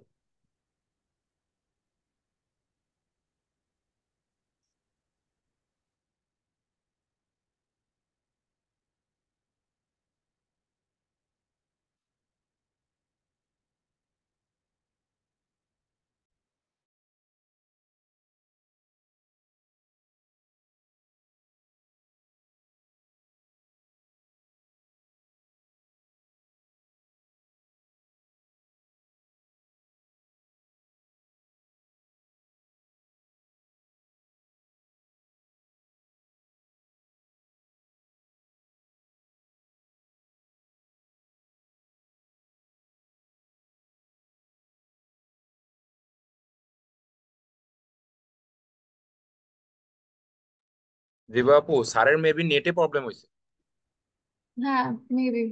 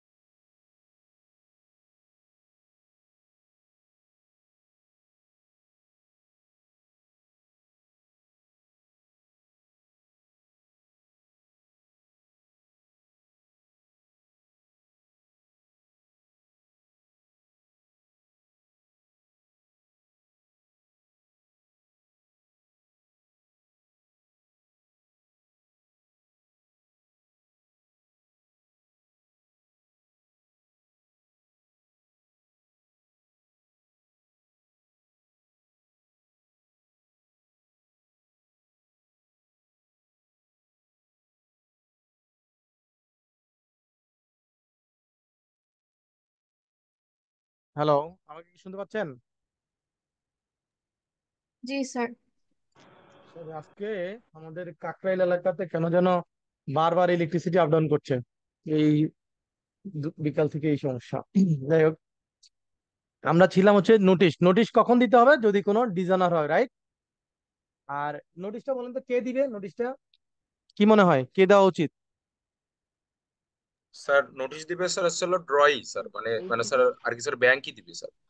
হুম হুম, কথা সত্য না। মনে করেন আপনাকে আমি একটা চেক দিলাম, আপনি টাকাটা পান নাই, তাহলে যিনি টাকাটা পায় নাই সেই তো ক্লেম করবে যে আমি টাকাটা পাইনি, সেই তো নোটিশ দিবে নাকি?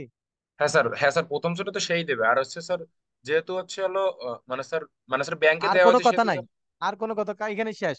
যে এই নোটিশ দিবে হচ্ছে হোল্ডার, কে দিবে? Holder, holder sir. Holder, simply একদম। তাহলে নোটিশটা করবে হোল্ডার, যিনি এই পেমেন্টটা পাওয়ার জন্য ক্লেম করেছেন বা অ্যাকসেপ্টেন্স পাওয়ার জন্য উনি সাবমিট করেছেন, উনি হচ্ছেন হোল্ডার, রাইট?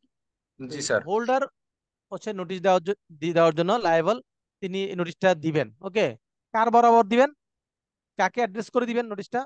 স্যার যে হচ্ছে হলো স্যার ড্রয়ার। মেকার, মেকার মানে স্যার যে হচ্ছে বিল মেকার স্যার, হ্যাঁ, ড্রয়ার। এটা এটা যে মিল মেকার সেটা বলা যাবে না, মাঝখানে এর মধ্যে অনেক পার্টি থাকতে পারে না, এটা মানে তার নেগোশিয়েট আগের হইতে জন হইতে স্যার। আপনার কাছে আসছে। তাহলে জি মূল স্যার, তার কথা হলো আগের জন। এটা, এটা সহজ কথা হইলো সেভারাল পার্টি হইতে পারে যারা এটার জন্য কি পেমেন্টটা করতে লায়াবল, রাইট? জি আপনার স্যার। হ্যাঁ, এটা বিভিন্ন জন হতে পারে। তাহলে এই নোটিশটা কে দিবে? এটা দিবে হচ্ছে স্যার হচ্ছে যে স্যার হচ্ছে হলো হোল্ডার। এই পেই পেই কিংবা হচ্ছে হলো হোল্ডার। হোল্ডার দিবে স্যার। হোল্ডার দিবে, রাইট, জি। Okay, thank you. তারপরে আমরা চলে যাব, দেখেন নিচের দিকে একটু। এখানে বলছে কি, however it is not necessary to give notice to the maker of the dishonored promissory note। প্রমিসারি নোটের ক্ষেত্রে বলছে যে কি দেওয়া লাগবে না, নোটিশ দেওয়া লাগবে না। কেন দেওয়া লাগবে না বলেন তো? কারণ স্যার এর ভিতর তো হচ্ছে মানে স্যার তো দুইটা পার্টি মানে স্যার থাকতেছে যে এখানে স্যার যিনি প্রমিস করছেন আর যিনি টাকা পাবেন, স্যার পেই আর মেকারের ছাড়া মাঝখানে কেউ আছে? না স্যার। না স্যার। তো তো টাকা না দিলে নন পেমেন্ট কে করবে? যিনি প্রমিস করছেন তিনিই তো, নাকি? জি স্যার। জি স্যার। তো আমি প্রমিস করছি টাকা দিব, আমি টাকা দিচ্ছি না, আমাকে কি আরেকজন নোটিশ করে বলতে হবে ভাই তুমি টাকা দিচ্ছ না? না স্যার। তাহলে নেগোশিয়েশন ইনস্ট্রুমেন্টের এই যে প্রমিসারি নোটের ক্ষেত্রে কি দরকার নাই? স্যার কোনো ধরনের নোটিশের প্রয়োজন নেই। নোটিশ প্রয়োজন নাই। নাম্বার টু বলছে যে drawee or acceptor of dishonoured bill of exchange or cheque, সেক্ষেত্রে যেমন যিনি অ্যাকসেপ্টেন্স দিয়েছেন বা যিনি ড্রয়ি, সেই তো পেমেন্টটা করবে, রাইট? জি স্যার। ইমিডিয়েট পার্টি তো সে, তাকে তো আর জানানোর দরকার নেই যে ভাই তুমি বিল অফ এক্সচেঞ্জটা কি করছো, ডিসঅনার করছো। না এখন স্যার, জানাতে কারণ হবে তো কি? সে তো নিজেই তো করছে স্যার। মানে হ্যাঁ, তো তাহলে মানে তার সে তো। তার তার আগের জনকে বলতে হবে। মনে করেন আমার কাছে আসছে, আমি 4 নাম্বার পার্টি, আমি হচ্ছি হোল্ডার, তাহলে আমার ইমিডিয়েট কে 3 নাম্বার পার্টি, রাইট? জি স্যার। তো 3 নাম্বার পার্টি তো আমাকে ডিসঅনার করেছে, আমি কি তাকে আর নোটিশ দেওয়ার দরকার আছে? না স্যার। নাই।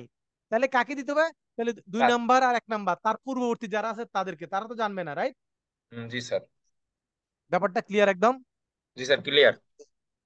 আচ্ছা, আর যিনি মনে করেন যে চেক ইস্যু করেছেন, তাহলে অ্যাকাউন্ট হোল্ডার যিনি যিনি চেক ইস্যু করেছেন ওনাকে বলতে হবে যে ভাই তুমি তোমার এই চেকটা কিন্তু ডিজনার হয়েছে, বলার কোনো দরকার আছে? নাই, কারণ চেকটা ডিজনার হলে ব্যাংক তো তাকে অটোমেটিক জানাবে এবং তার কাছে মেসেজ আসবে, তার ব্যাংক অ্যাকাউন্ট থেকে এই চেকটা ডিজনার হয়েছে রেকর্ড থাকবে, তাই না? জি স্যার, এটাতে থাকবে স্যার।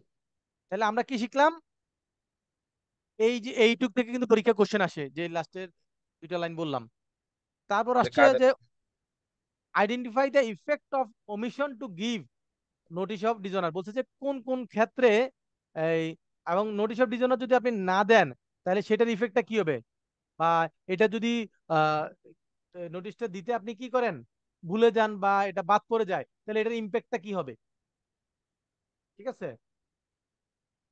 বলছে যে unless the holder gives notice of dishonour he can not enforce his rights. That means আপনি, আপনাকে কেউ একটা নেগোশিয়েশন ইনস্ট্রুমেন্ট দিয়েছে, এইটার পেমেন্টটা যে হয় নাই বা ডিসঅনার হয়েছে, এটা যতক্ষণ পর্যন্ত আপনি নোটিশ না দিচ্ছেন ততক্ষণ পর্যন্ত আপনি এইটার পেমেন্ট করার জন্য যারা লায়েবল তাদের এগেনস্টে কি করতে পারবেন না, আইনগত ব্যবস্থা বের করতে নিতে পারবো না। পারবেন না। Clear sir? জি স্যার, প্রথমে স্যার নোটিশ দিতে হবে। When the drawer or endorser of a bill is discharged from the liability thereon by the omission to give him due notice of honor, he is discharged from all liability on the instrument.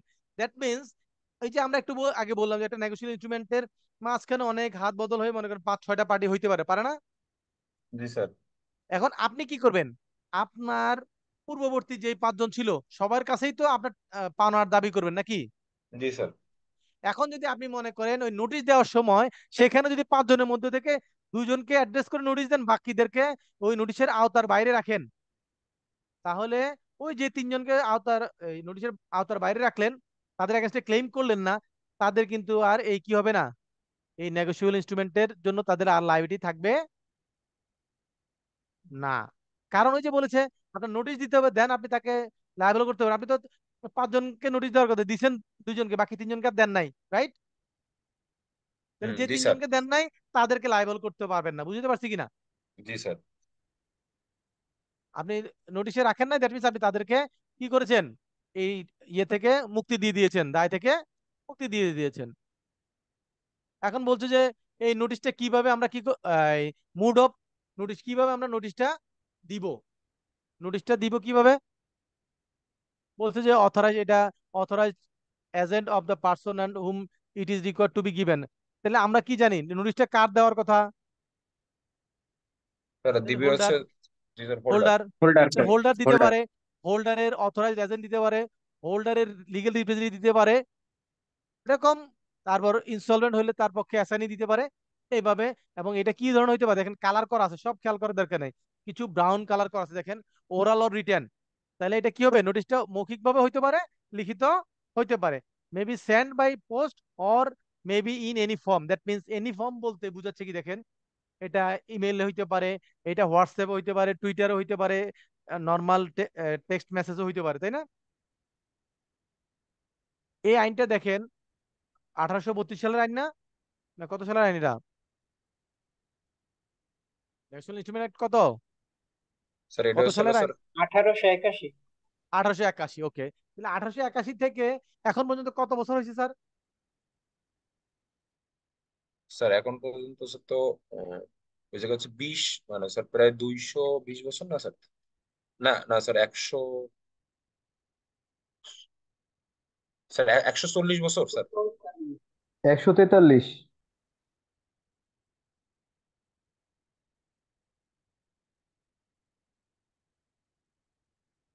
স্যারের কি আবার problem হলো?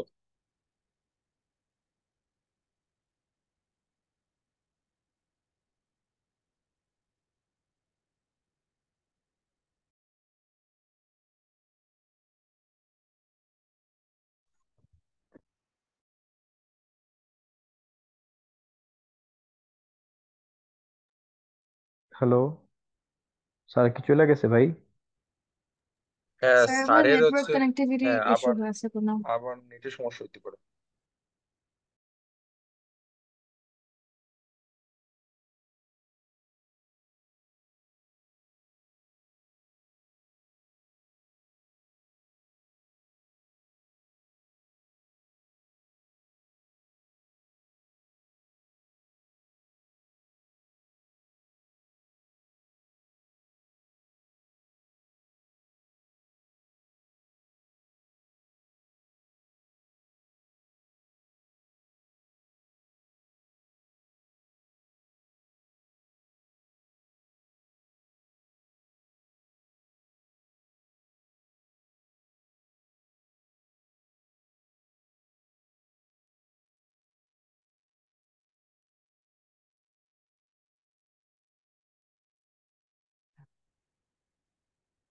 Electricity একবারে চলে গেলে তো ভালো, যে আমি আদার ওয়েতে নেটওয়ার্কটা ব্যবহার করতে পারি। এই 2 মিনিট পর পর আসতেছে যাচ্ছে। ওকে, তাহলে এটা কি হবে? এটা এনি আদার ওয়েতেও হতে পারে। এটা টুইটার, হোয়াটসঅ্যাপ, যে কোনো প্রসেসে আপনার এটা নোটিশটা কনভে করতে পারে। এবং এটা কোথায়, এই নোটিশটা কোথায় পাঠানো হবে? তার সর্বশেষ জানা মতো যে বিজনেস প্লেস আছে সেখানে পাঠাতে হবে, অথবা তার রেসিডেন্সে পাঠাতে হবে। এরপর যদি তাকে না পাওয়া যায়, আর কি রাস্তা আছে বলুন তো স্যার?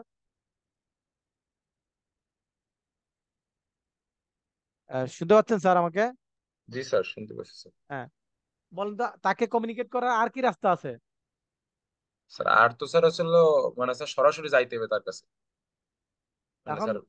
এই হলো অবস্থাতে আপনি নোটিশ, তাকে মনে করেন আপনি নোটিশ দিয়েছেন, তার রেজিস্টার্ড ডাকে তার ঠিকানা দিয়েছেন, কিন্তু সেখান থেকে যদি কোনো এই নোটিশটা মিসক্যারিড হয়, অথবা নোটিশটা হারিয়ে যায়, অথবা সঠিকভাবে না পৌঁছায়, এতে কি আপনার নোটিশের কোনো কার্যকারিতা নষ্ট হবে? আপনি তো প্রপার ওয়েতে দিয়েছেন, আপনার এন্ড থেকে কি কোনো গাফিলতি আছে? না স্যার। নাই।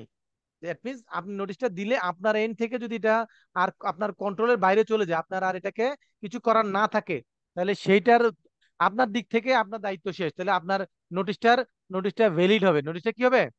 ভ্যালিড হবে। যদিও এমন হতে পারে যে নোটিশটা তার কাছে ঠিক মতো যায় পৌঁছায় নাই, কিন্তু এটা আপনার দিক থেকে কোনো সমস্যা নাই। এটা না পৌঁছাইলে তখন এটা আইনগত ব্যবস্থা আসবে, যে হ্যাঁ এটা কি হয়েছে। তখন কিন্তু আপনি যে সঠিকভাবে রেজিস্টার ডাকে দিয়েছেন, ওই রেকর্ড যদি আপনার কাছে থাকে, তাহলে আপনার কি লাইবিলিটি আর থাকবে না। বুঝতে পারছি স্যার? জি স্যার। আচ্ছা, এতক্ষণ আমরা বললাম যে নোটিশ অফ ডিজনার দিতে হবে। এখন বলছে যে কোন ক্ষেত্রে নোটিশ অফ ডিজনার দেওয়ার প্রয়োজন নাই।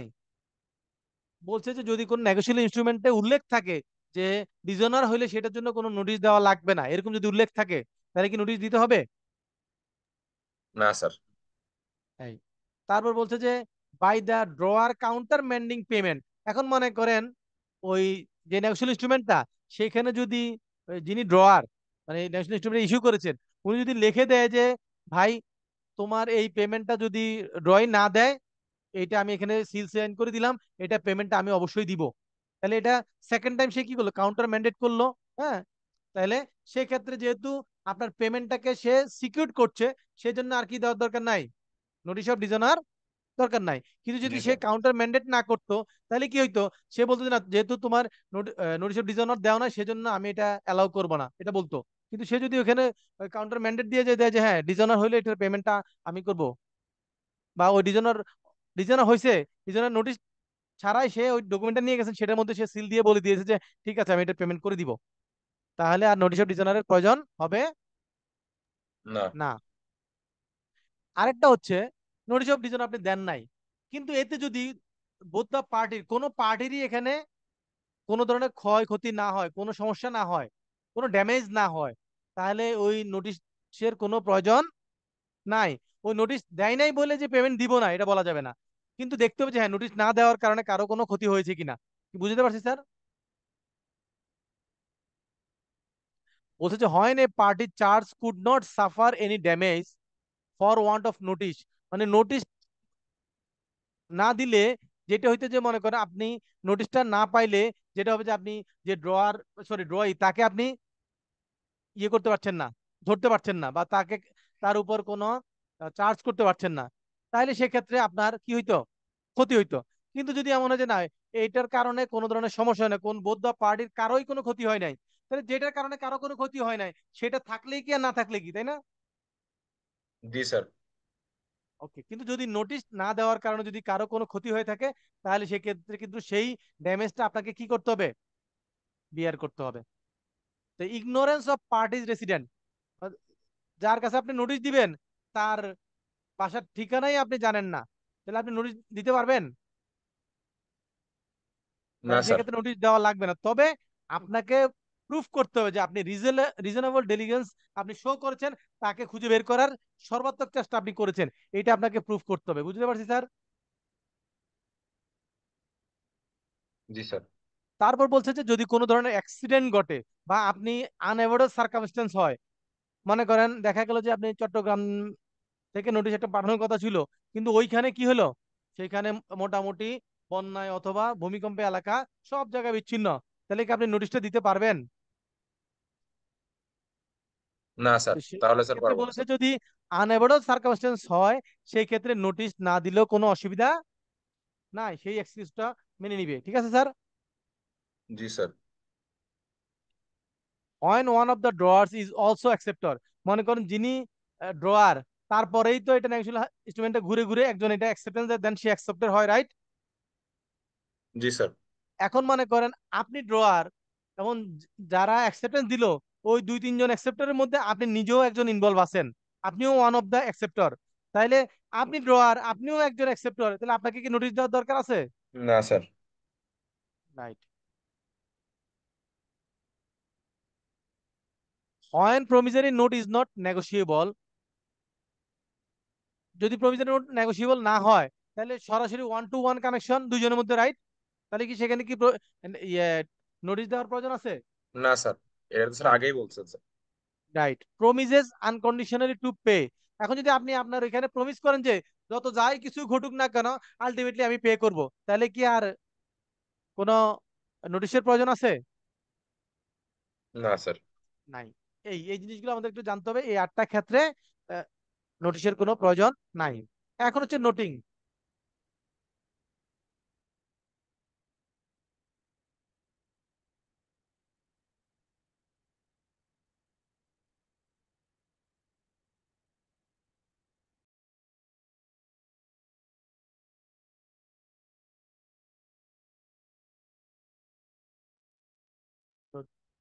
নোটিং কখন হয়? নর্মালি তো আমরা নোটিশ করি ডিজনার হইলে।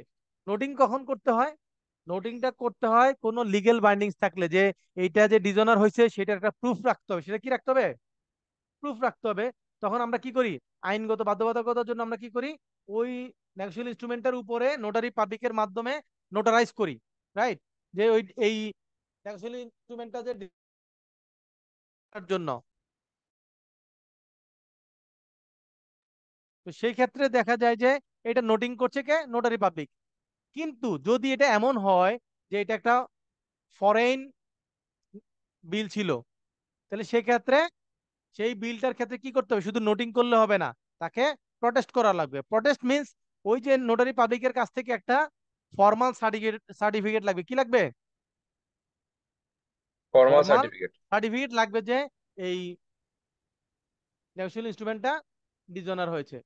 তো এটা, তাহলে আমরা যদি পরীক্ষা আসে প্রটেস্টটা কখন দরকার?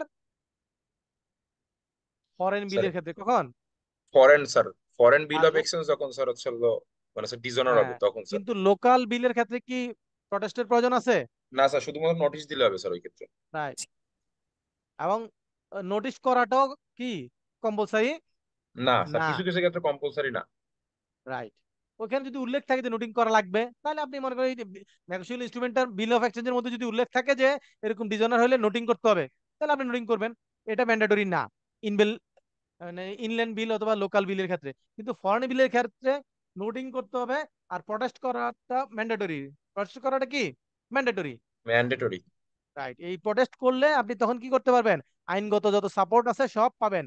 যেই পৃথিবীর যেই কোনো দেশে ওই প্রটেস্টটা নিয়ে সাবমিট করলে যেই কোনো কোর্ট ল আপনাকে কি করবে? আপনার রিমিডি দিবে। বুঝতে পারছি স্যার? জি স্যার। Okay. তাহলে এতক্ষণ বললাম যে আমার এটা যদি ডিসঅনার হয় আমি তখন কি করব? নোট নোটিশ নোটিফাই করব, দেন হচ্ছে কি করব? নোটিং করব আর হচ্ছে প্রটেস্ট করব। এখন বলছে যে protest for security. Protest for কি? সিকিউরিটি। তাহলে এতক্ষণ ছিল আমার পেমেন্ট বা অ্যাকসেপ্টেন্সের ক্ষেত্রে ডিজাইনার হলে এরকম করব, এখন বলছে যে সিকিউরিটির জন্য। তাহলে কি এটা কি নন অ্যাকসেপ্টেন্স হয়েছে বা নন পেমেন্ট হয়েছে? আসলে হয় নাই, ডিজনার হয় নাই। হয় নাই। তো ডিজনার হওয়ার আগেই আপনি সিকিউরিটির কথা চিন্তা করে প্রটেস্ট করছেন। কখন সিকিউরিটির কথা চিন্তা করে প্রটেস্ট করবেন বলেন তো স্যার? স্যার যখন হচ্ছে স্যার হচ্ছে ওরা হচ্ছে স্যার আসলে অ্যাকসেপ্টেন্স ফর অনার করবে কিংবা হচ্ছে নো নো নো নো।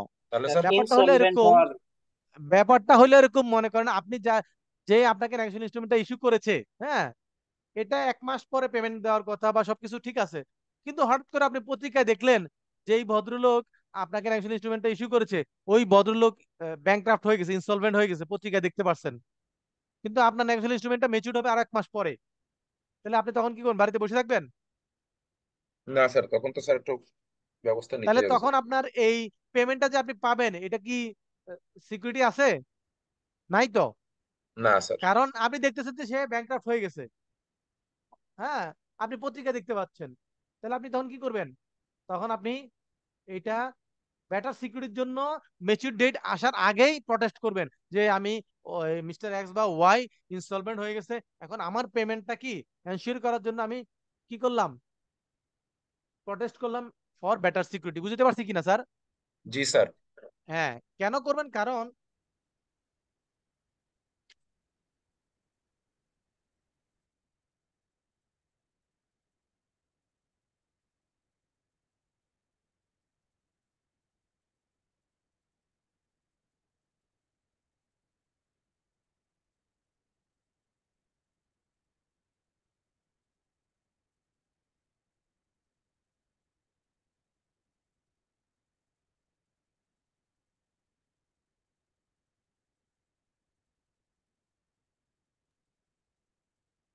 তো সেই ক্ষেত্রে যখন এমন হবে, আপনি কি করবেন?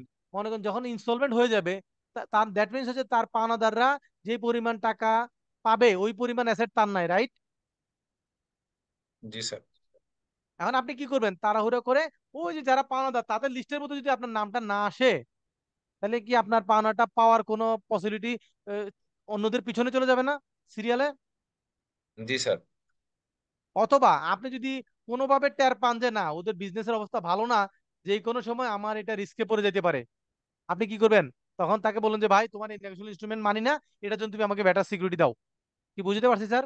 জি স্যার। দ্যাট মিনস আপনি যখন বুঝতে পারবেন যে আপনার যেই পেমেন্টটা এইটা ডাউটে পড়ে যাচ্ছে, ডাউটফুল হয়ে যাচ্ছে, আপনার এরকম কোন সিমটম আপনি জানতে পারবেন, তখন আপনি কি করবেন? প্রোটেস্ট করবো স্যার। প্রটেস্ট করুন। আপনি দেখলেন যে না, এরা তো ভাই ফ্ল্যাট ফ্ল্যাট জমি জমা বিক্রি করে আস্তে আস্তে দেশের বাইরে চলে যাওয়ার নিয়ত করছে, তাহলে আপনার পেমেন্ট কি সঠিক পাবেন? না স্যার, পাওয়া যাবে না। রাইট। এই ব্যাটার পরীক্ষা যদি আসে যে ব্যাটার সিকিউরিটির জন্য আপনার প্রটেস্ট কখন করবেন বা ব্যাটার সিকিউরিটির জন্য কি করবেন, নোটিং করবেন, প্রটেস্ট করবেন, আপনি তখন কি আনসার দিবেন? স্যার হচ্ছে হলো, মানে স্যার হচ্ছে হলো ওই প্রোটেস্ট করবো স্যার। আচ্ছা, আরেকটা বলছে যে প্রমিসারি নোট বা বিল অফ এক্সচেঞ্জের ক্ষেত্রে কোনো আইনে যদি বলা থাকে যে এটার জন্য কি লাগবে, প্রটেস্ট করা লাগবে, তো সেক্ষেত্রে নোটিশ অফ ডিসঅনার না দিয়ে সেক্ষেত্রে কি দিতে হবে? প্রোটেস্ট করতে হবে স্যার। নোটিশ অফ প্রটেস্ট দিতে হবে, রাইট? জি স্যার। আর এটা কি বলছে? Acceptance for honour of honour, এটা তো আমরা জানি। অ্যাকসেপ্টেন্স ফর অনার বা অনার কি হয়? এটা হলো যিনি অ্যাকসেপ্টেন্স দেওয়ার কথা তিনি অ্যাকসেপ্টেন্স দিচ্ছেন না, কি করছেন না, অ্যাকসেপ্টেন্স দিচ্ছেন না, ডিসঅনার করেছেন। তাহলে এখন এইটাকে যদি ডিসঅনার হওয়ার পর আপনি কি করবেন? নোটিশ করবেন। নোটিশ করলেন, নোটিশ করার পর ওই যিনি ড্রয়ার বা মেকার তিনি যদি বলে যে ভাই, তোমার এই পেমেন্ট তো করার কথা ছিল, সে অ্যাকসেপ্টেন্স দেয় নাই, ডিসঅনার হয়েছে, তুমি নোটিশ দিছো, মিস্টার ওয়াই তোমার এই পেমেন্টটা দিবে, ওয়াই এর এই পেমেন্টটা দিলে তোমার কি কোনো দ্বিমত আছে কিনা? যদি বলে যে না, আমার কোনো দ্বিমত নাই, তাহলে ওয়াই তখন কি করবে? ওই ন্যাশনাল ইনস্ট্রুমেন্টার অ্যাকসেপ্টেন্স দিবে। ওয়াই কি আসলে ইনিশিয়ালি এই ন্যাশনাল ইনস্ট্রুমেন্টের কোনো পার্টি ছিল? না স্যার। না স্যার।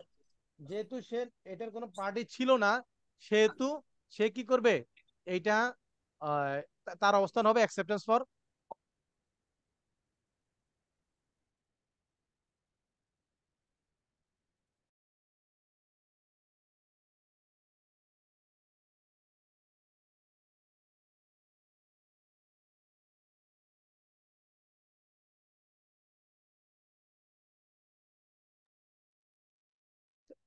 তাহলে আমরা কি এই অ্যাকসেপ্টেন্স অফ অনারটা বুঝতে পেরেছি কিনা স্যার?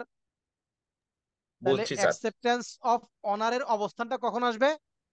যখন যিনি অ্যাকসেপ্টেন্স দেওয়ার কথা উনি অ্যাকসেপ্টেন্সটা দেন নাই, ডিজনার হয়েছে, এবং ডিজনারের জন্য একটা নোটিশ হয়েছে, ডিজনার অফ ফর উনি নোটিশটা আমরা দিলাম, দেন তারপর কার অবস্থান আসবে?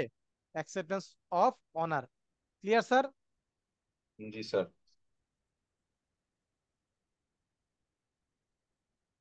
ওকে, তাহলে এখানে দেখেন যা যা বলছি সব এখানে বলা আছে।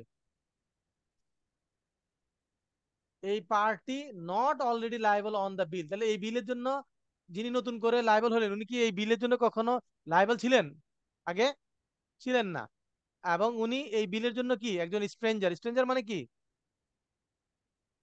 মানে স্যার আগুন আগন্তুক। আগন্তুক মানে অপরিচিত ব্যক্তি, রাইট? জি স্যার। ওকে।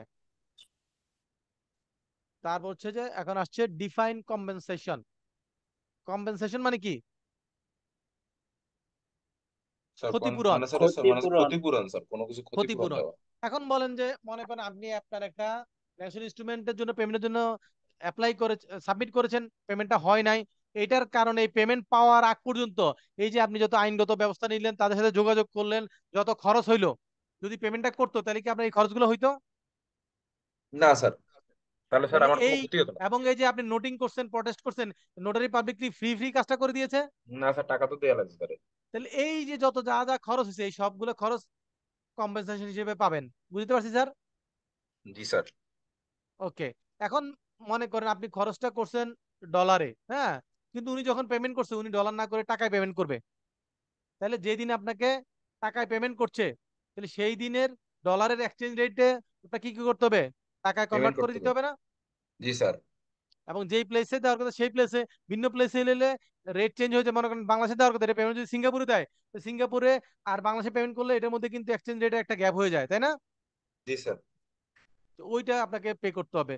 আর যদি মনে করেন যে দেখালো যে পেমেন্ট ডিউ হওয়ার পর থেকে একটা রিজনেবল টাইম পার হয়ে গেছে, আপনার পেমেন্টটা পান নাই, তাহলে এই সময়টার জন্য আপনি 6% করে কি পাবেন?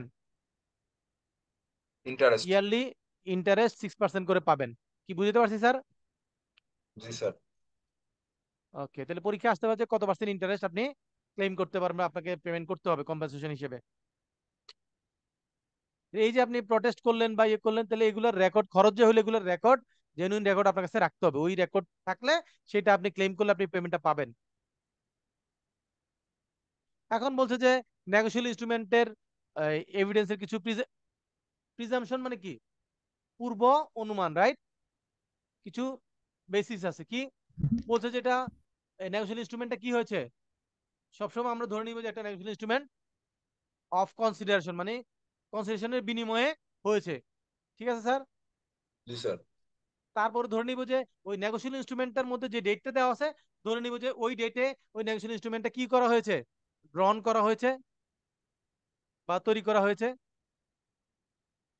as time of acceptance, that every accepted bill of exchange was accepted within a reasonable time after its date of before maturity। তার মানে কি? Reasonable time after its date, মানে যেই দিন আপনার নেগোশিয়েবল ইনস্ট্রুমেন্টটা ইস্যু করলে সেই ডেটের পর থেকে ম্যাচুরিটি ডেটের আগ পর্যন্ত যে কোনো রিজনেবল ডেটে অ্যাকসেপ্টেন্স দেওয়া যাবে, রাইট? জি sir. As to time of transfer, আপনি নেগোশিয়েবল ইনস্ট্রুমেন্টটা কখন ট্রান্সফার করতে পারবেন, কতক্ষণ সময় পর্যন্ত বলেন তো? ম্যাচুরিটি ডেটের আগ ডেটের পর্যন্ত, আগ রাইট? পর্যন্ত স্যার। জি sir. Right. as to order endorsement, that the endorsement মানে কি? স্যার অথরাইজ, অথরাইজ অথেন্টিকেট করা। করে দেওয়া, অথেন্টিকেট করে দেওয়া, রাইট? অথরাইজ করে দিলেন। তাহলে endorsement appearing upon a negotiable instrument or made on the holder, that means এটাতে আপনি এন্ডোর্স করে দেওয়া মানে হচ্ছে হোল্ডারকে আপনি কি করে দিলেন? এন্ডোর্স করে দিলেন, তাকে অথেন্টিকেট করে দিলেন। ঠিক আছে স্যার?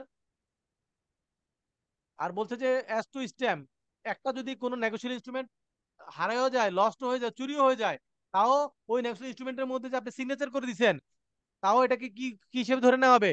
যে নেগোশিয়েবল ইনস্ট্রুমেন্টটা ডিউলি স্ট্যাম্প হয়েছে। স্ট্যাম্প ডিউলি হয়েছে, এখানে কোনো সমস্যা হয় নাই। সমস্যা যে রয়েছে সে হোল্ডার ইন ডিউ কোর্স হয় না। ব্যাপারটা তো এরকম নাকি স্যার?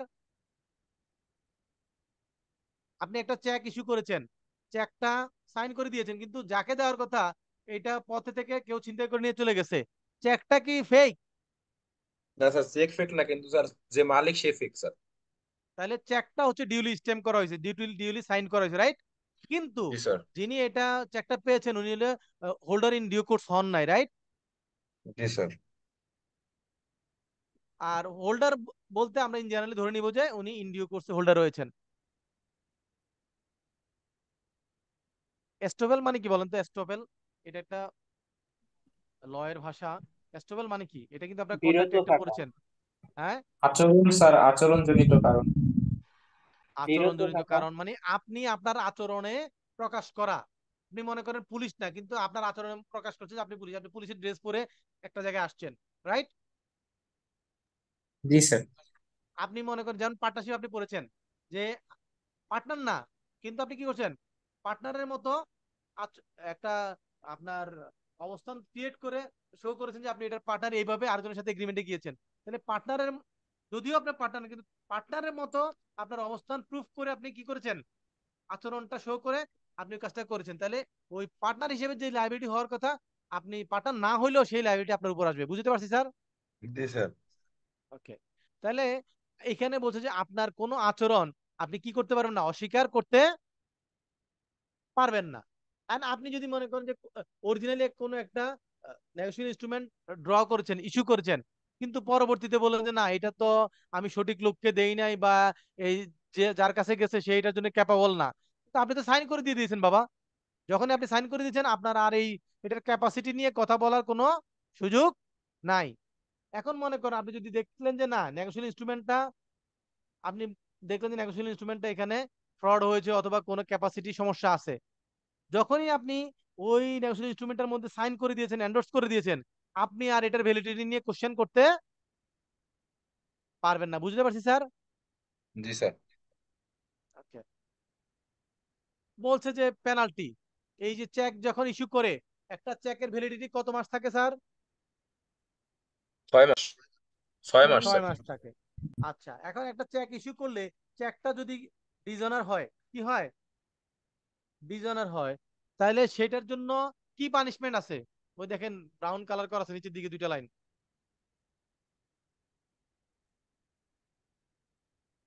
ইমপ্রাইজনমেন্ট, তার মানে জেল হতে পারে, এক্সটেন্ড টু 1 ইয়ার, মানে 1 বছর পর্যন্ত জেল হতে পারে, অথবা যে যত টাকার অ্যামাউন্টের চেক তার 3 গুণ, অথবা উভয় দণ্ডে দণ্ডিত হইতে পারে। বুঝতে পারছি স্যার? তাহলে কি পানিশমেন্ট হবে? তার জেল হতে পারে কতদিন পর্যন্ত? স্যার, এক 1 বছর বছর পর্যন্ত স্যার। আচ্ছা, অথবা জরিমানা হতে পারে। জরিমানাটা কতটুকু পর্যন্ত হতে পারে? চেকের চেকের অ্যামাউন্টের অ্যামাউন্টে 3 গুণ। 3 গুণ পর্যন্ত, মানে এটার চেকের অ্যামাউন্টের সমান হইতে পারে, অর্ধেক হইতে পারে, ডাবল হইতে পারে, কিন্তু 3 গুণ পর্যন্ত সর্বোচ্চ হইতে পারবে। বুঝতে পারছি স্যার?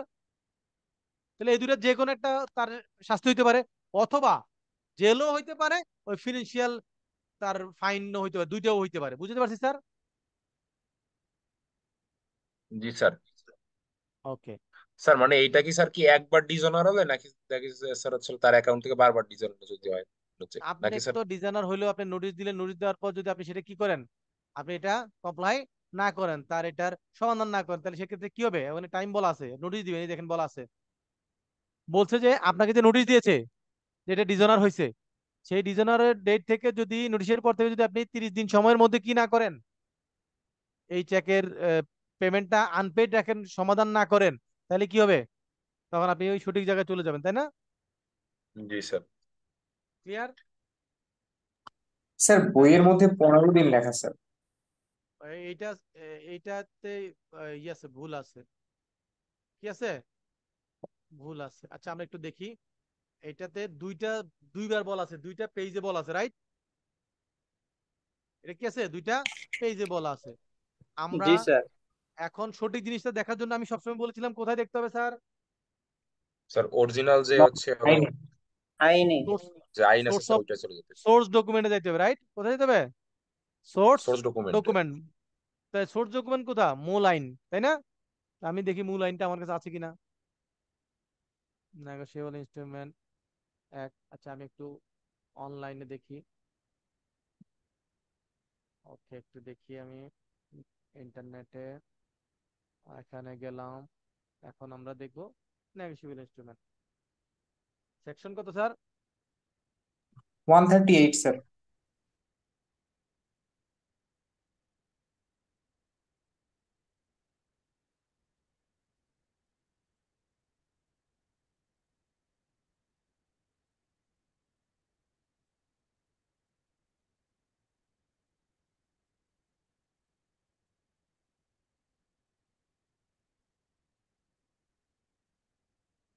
ওরে আল্লাহ,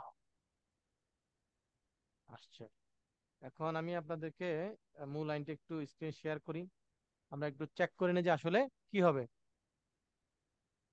কোথায় আছে মূল লাইনটা? দেখা যাচ্ছে স্যার স্ক্রিনে? জি স্যার। ওকে, এটা বাংলাদেশ গভর্নমেন্টের ওয়েবসাইট নাকি? এই সেকশন 138 আছে, আছে স্যার? জি স্যার। আছে। এই যে দেখেন, আমি দুইটা জিনিস জি স্যার। কাভার করি, দেখেন এটা কি দেখা যাচ্ছে এই জায়গাটায়? থ্রি টাইম কি দেখা যাচ্ছে? Free time. Three time. তারপর এই জায়গাটা কি দেখা যাচ্ছে? 30 days। 30 days। এই জায়গাটা কি দেখা যাচ্ছে?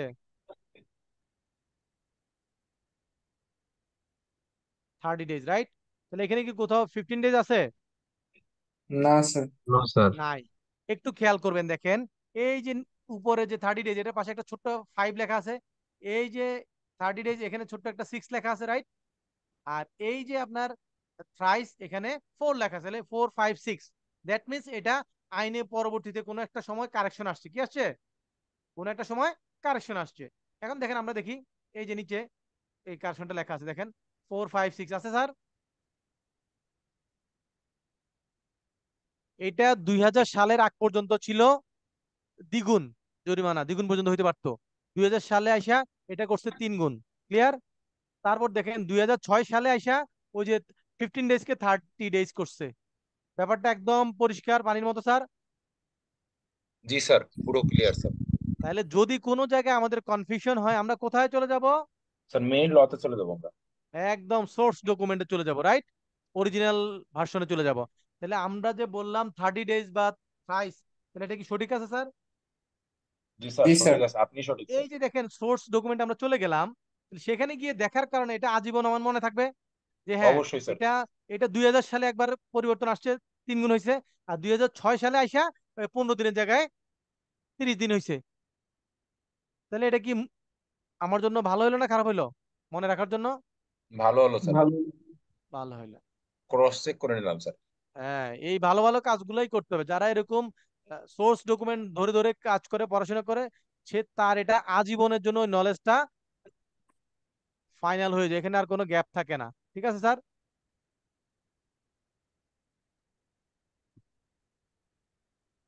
এখানে বলছে যে কগনিজেন্স। কগনিজেন্স মানে কি বলতে পারেন কেউ স্যার? কগনিজেন্স, কগনিজেন্সের বাংলা হচ্ছে আমলে নেওয়া। কি নেওয়া? আমলে নেওয়া। তাহলে এই যে কোনো অপরাধ হলে এটা আমলে কে নেয়? আমি নেই, আপনি নেই, না কোর্ট নেয়?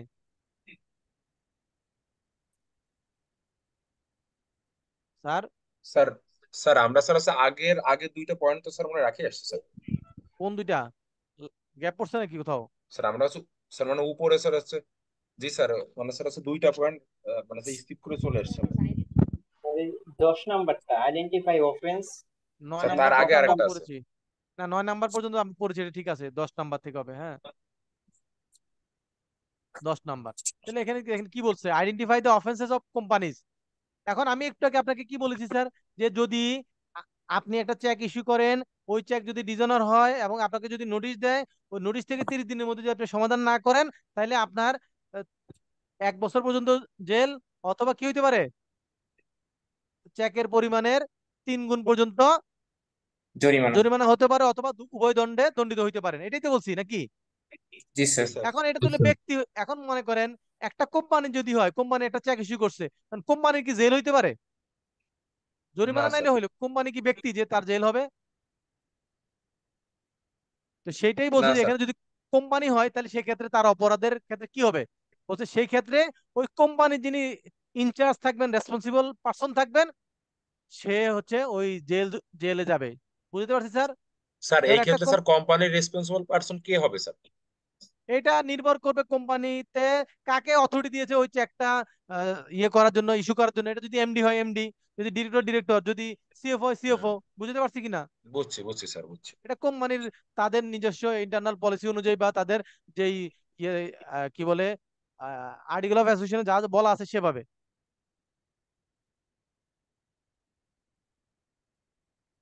এই কোম্পানি এখন বলছে যে কোম্পানি বলতে কি বোঝায়? কোম্পানি বলতে বোঝাচ্ছে এখানে যে কোনো any body corporate includes a firm and association এবং individual. Director in relation to a firm means a partner in the firm. এই ফার্মের ক্ষেত্রে কি আসলে ডিরেক্টর হয়? হয় না তো। ফার্মের ক্ষেত্রে পার্টনার হয়, রাইট? তো সেই ক্ষেত্রে ফার্মের ক্ষেত্রে ডিরেক্টর উল্লেখ করলে বুঝতে হবে যে এটা ফার্মের পার্টনারকে বোঝাচ্ছে। কি বোঝাচ্ছে? Partner sir. পার্টনারকে বোঝাচ্ছে। এখন বলছে যে একটা অপরাধ, এই অপরাধকে আমলে কে নিবে? আপনি একটা অপরাধ করলেন, তাহলে আপনার এই বিচার করার জন্য এই অপরাধটা কে আমলে নিবে? কোর্ট কোড নিবে। কে নেবে। নিবে? কোর্ট নিবে। তাহলে কোর্ট কখন নিবে? সে এমনি শুনেই কি আমলে নিবে, নাকি কেউ একজন কমপ্লেন করতে হবে? করতে হবে, একজন কমপ্লেন করার পরে স্যার কোড আমলে নেবে। হ্যাঁ, বলছে যে কোর্ট এটা আমলে তখনই নিতে পারবে যখন কেউ লিখিতভাবে অভিযোগ করবে। কোনো লিখিতভাবে অভিযোগ না হইলে কোনো কোর্ট কোনো অপরাধ কি করতে পারবে না, আমলে নিতে পারবে না। এই আইনে মানে এই চেকের রিলেটেড ইস্যু যেটা, সেখানে আমলে নিতে পারবে না। বুঝতে পারছি স্যার?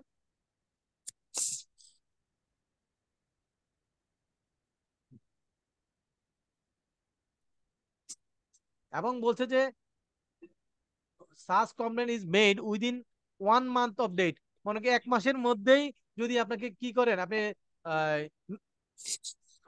কমপ্লেন করেন, তাহলে কি হবে? আপনাকে তো বলছে যে 1 মাসের নোটিশ পিরিয়ড দিবেন, তারপর সে যদি সমাধান না করে তারপরে কি আপনি কি করবেন, মামলা করবেন, রাইট? জি স্যার। তাহলে আপনাকে ওই মিনিমাম 1 মাস সময় দিতে হবে। 1 মাস পার হওয়ার আগে যদি আপনি কমপ্লেন করেন আর সেটার বেসিসে কি করা যাবে না, কোর্ট সেটা আমলে নিতে পারবে না। এবং কোর্ট বলতে এখানে বোঝাচ্ছে যে মেট্রোপলিটন ম্যাজিস্ট্রেট অথবা ফার্স্ট ক্লাস ম্যাজিস্ট্রেট ছাড়া এর নিচের লেভেলের কেউ না, এর উপরের। বুঝতে পারছি? মিনিমাম হইতে হবে কি মেট্রোপলিটন ম্যাজিস্ট্রেট অথবা ফার্স্ট ক্লাস ম্যাজিস্ট্রেট, এর নিচের কোনো কোর্ট কি করতে পারবে না, এই ধরনের অপরাধের বিচার করতে পারবে না। এরপরে বলছে কি যে আইডেন্টিফাই দ্য ইন্টারন্যাশনাল ল।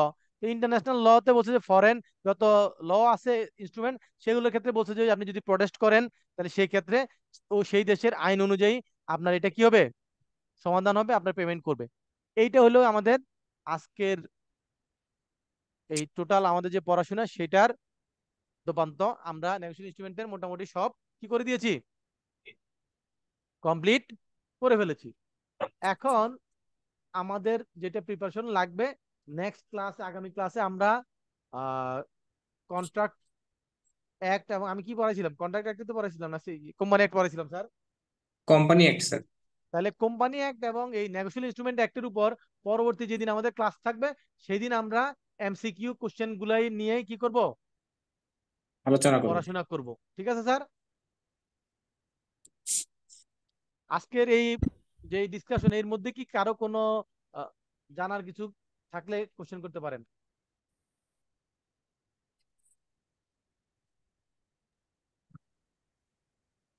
কারো কোনো স্যার এর কোশ্চেন আছে? বাহিরেও একটু প্রশ্ন আছে স্যার। জি বলেন।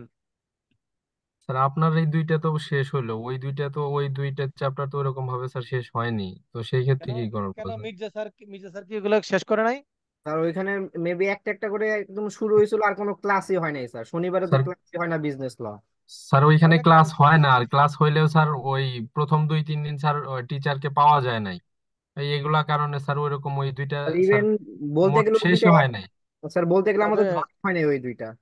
আচ্ছা, তাহলে তো সমস্যা, কারণ কন্ট্রাক্ট একটা তো অনেক বড়, তাই না? জি স্যার।